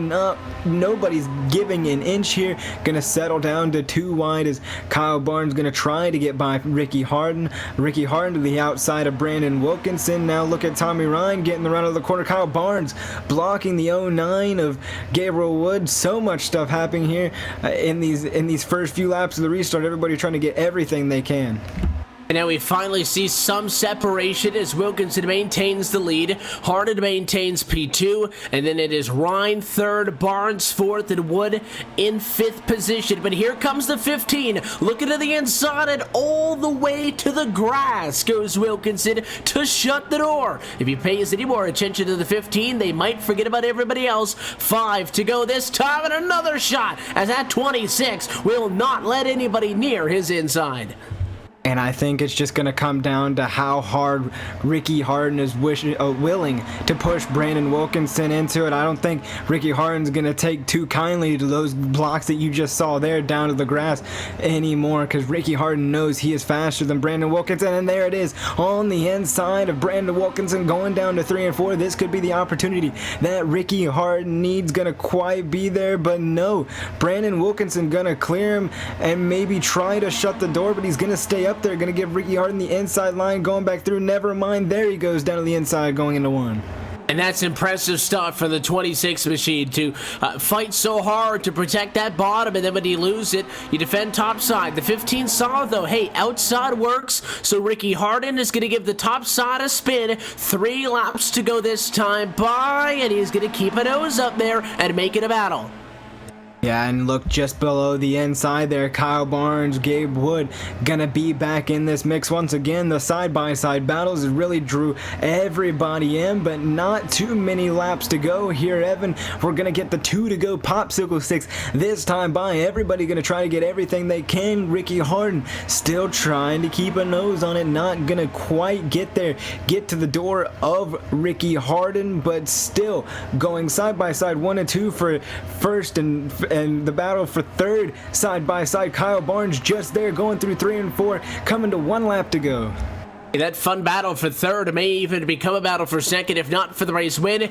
Here we come to turn number 4. 1 lap to go. Wilkinson going to have to try to maintain that half a car length advantage. If the 00 starts pushing him, it might help that 26 out. Harden needs something extra. Down the back straightaway, exactly where they were a half a lap ago. Last-ditched effort. Can they find anything? No. Harden going to get moved out of the way. Here comes Kyle Barnes to the inside. The drag race to the line is not going to be enough, and Brandon Wilkinson by 8/100ths of a second takes the U-Cars win. And I feel like it may have been a different story if there wasn't some contact between Kyle Barnes and Tommy Ryan there. Just upset the 00 just a little bit, and Wilkinson was able to power off and barely keep a nose coming across the line. A well-deserved and a hard-fought win by that 26 machine. You can see how much contact there was coming to the line, and again, contact down in 3, I think, really hurt the 15 machine up on the outside of the racetrack, and then the contact furthermore thereafter that hurted the cars down on the inside of the racetrack. And for all that could have gone wrong, because the way they were coming to the line, Wilkinson could have easily gotten turned up the hill, could have easily gotten turned down the hill. All things considered, he's happy after that one, because there were so many ways that it could have ended badly, but it ends positively with him taking home the checkered flag and holding off what was a fantastic result with the top 3 cars coming across the line 3 wide. Yeah, it was a crazy race throughout the whole 25 laps. There was a battle to call. throughout the entire field, I feel like, but the most interesting battle was about for the top 5. It was action-packed, cars everywhere. It was hard to keep up with, Evan, and I think we can both say that that looks a whole lot of fun, so hopefully we get down there soon. But Brandon Wilkinson coming home with the victory. It is an exciting one, and we'll have an opportunity to get his thoughts on what it was like from behind the wheel in just a moment. First, as always, our LSRTV full race results. So Wilkinson ends up getting the checkered flag by 8/100ths of a second over Ricky Harden, who comes home at a P2. Kyle Barnes was right there in third, with Tommy Ryan at P4, and then a little bit further back for the excitement, Gabe Wood comes home P5. Tyler Lugo, victory, gonna bring that 24 machine home in 6th. 7th goes to Chuck Johnson. Rory Blum in that 72 gonna go 8th. Connor Blaze 9th. Sean Cross from 1st to 10th in that 83. 11th goes to Jeff Grayson, and Austin Coop will round out your 12-car field. Look top to bottom at your LSRTV full race results. We chat now with the driver of the number 26 machine. Brandon, congratulations on the U-Cars win. For a second there, though, I kind of thought you were driving a super truck, because that's just about as wide as you made that 26 machine there. Ricky kept trying to go low, go low, go low, and it was clear that you did not want to let that happen, and you did not let that happen. Yeah, it was fun. You know, we run with Ricky here every week, and Ricky and Tommy and Kyle. And it's just, that was a fun race. You know, I had a good spotter in my ear, and he told me I wasn't clear, but half the time I was. But yeah, it was just a fun race. You know, a good way to top off what's been a pretty good night points-wise. Obviously, these U-Cars are going to be exciting. Starting 3 wide, though, is kind of difficult to gauge where you would like to be. And about the middle portion of this race, before we had the red flag after Coop got turned a little bit there in turn 4 and collected a couple of other cars, you were in a pretty good spot because you were in control of the field out in front, and they were really fighting a lot for second. It was a battle for the race lead, but they were kind of dealing with each other trying to get to you, and you had some separation. Then that yellow flag comes out, you have to restart, and that advantage is gone, and obviously it's critical for you to get back out in front, because that looked like a huge advantage tonight, aside from the fact that obviously leading the race is where you want to be. It allowed you to work a lot of lanes and block where everybody was going, because you could kind of see them coming. Yeah, you know, at the start there, they were 2 by 2, 3 wide behind me. We were able to get away, but I have no idea how to drive these cars, and Coop caught me like I was standing still, and I was just able to hold them off. I was mirror driving the entire time, but on those restarts, I really like the middle because you're able to get a run, but Kyle gave us a good push there on the last restart on the bottom, and we were able to somehow clear him to the top, and Ricky and I ran side by side there, and that was really fun, and crossing each other up and blocking on the front stretch. Overall, it was a really fun race. Quite the different means of getting to this Myrtle Beach Simulation Series victory lane than the last time that we saw you down here a couple of weeks back with the late models and such. But this is our 5th time seeing this U-Cars division on track, and I believe it is now a 5th different race winner that we've seen in these things. So speaking from first-hand experience, does that make sense to you that this division's basically wide open? Yeah, with the rules they have in place, it's just great. It's after all the serious big racing's done, we come in here and have a good time, and it shows. There's no pressure, no nothing, and as you said, 5 different winners. Everybody's out here having fun, and that's what it's all about at the end of the day. And it is always a little bit of extra fun if you get to walk out with the trophy and you get the win in tonight's U-Cars division feature. The sponsors and the shout-outs. Who makes it happen for you, Brandon? Well, Connor got lazy and didn't do us a paint scheme for the Solstice this week. I don't know, but I still got to thank Blaze Enterprises, Scott Eckert Chassis, James Milbacher for spotting all night. A little bit of a chip on our shoulder in the street stock, but we got it back here at the end of the night with some strong runs. So thanks to everybody on the team.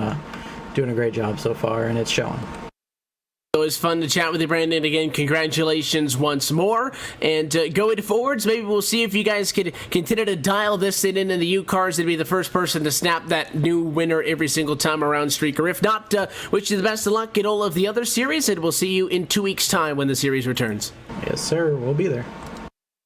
And tonight he was on top, but it was all said and done. Brandon Wilkinson is your winner in the U-Cars division. And Chris, that wraps up a fantastic night. 6 different races, 5 different race winners. For the first time this year, Jeremy Adams is in a position where he gets a street stock win.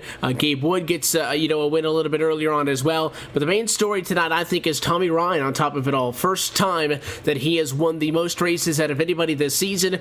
So again, it's not an official thing, but kind of something that I like tracking. He wins tonight, getting the best results, winning in both mini stocks and super trucks. So a tip of the cap to him and to everybody else as well for another fun night. It's not really an important stat, Evan, but it's basically bragging rights for the night, and that's definitely what Tommy Ryan deserves. After starting off the night really rough, he showed that you can really bounce back from anything, and even with finishing 4th in this wild U-Car race, he had a stellar night from there on out. Tommy Ryan did everything he could. Brandon Wilkinson coming home with a win. Christian Peterson did really well in that truck race tonight, just unfortunately cannot get back up there to maybe challenge Ryan for the win. And even Connor Blaze coming home in the late model division winner. So all around good night of racing, and couldn't be happier with how this night turned out. And of course, it's always a fun time when this Myrtle Beach Simulation Series is with us, and they will be back in no time, in just a couple of weeks' time, back here on Wednesdays on LSRTV and iRacing Live. But if you're itching for more racing action, and specifically even some short track racing between now and then, LSRTV is the place to be. We're with you all the way through the end of the week. We will be on air tomorrow night at a little bit after 9 o'clock p.m. Eastern Time for the season opener of the Upstate Racing League Pro Late Model Series. Happy to have them back on LSRTV and iRacing Live. The Super Speedway Cup Series is in action this Friday as well at 9 o'clock p.m. Eastern Time. And on Saturday, the United Sim Racing BNC Lawn and Landscaping Truck Series continues to work into its 17-18 campaign. That one gets kicked off at 10 o'clock on the East Coast. You can get more information on those times as well as a full look at our upcoming broadcast schedule by logging on to our website at www.livesimracing.com.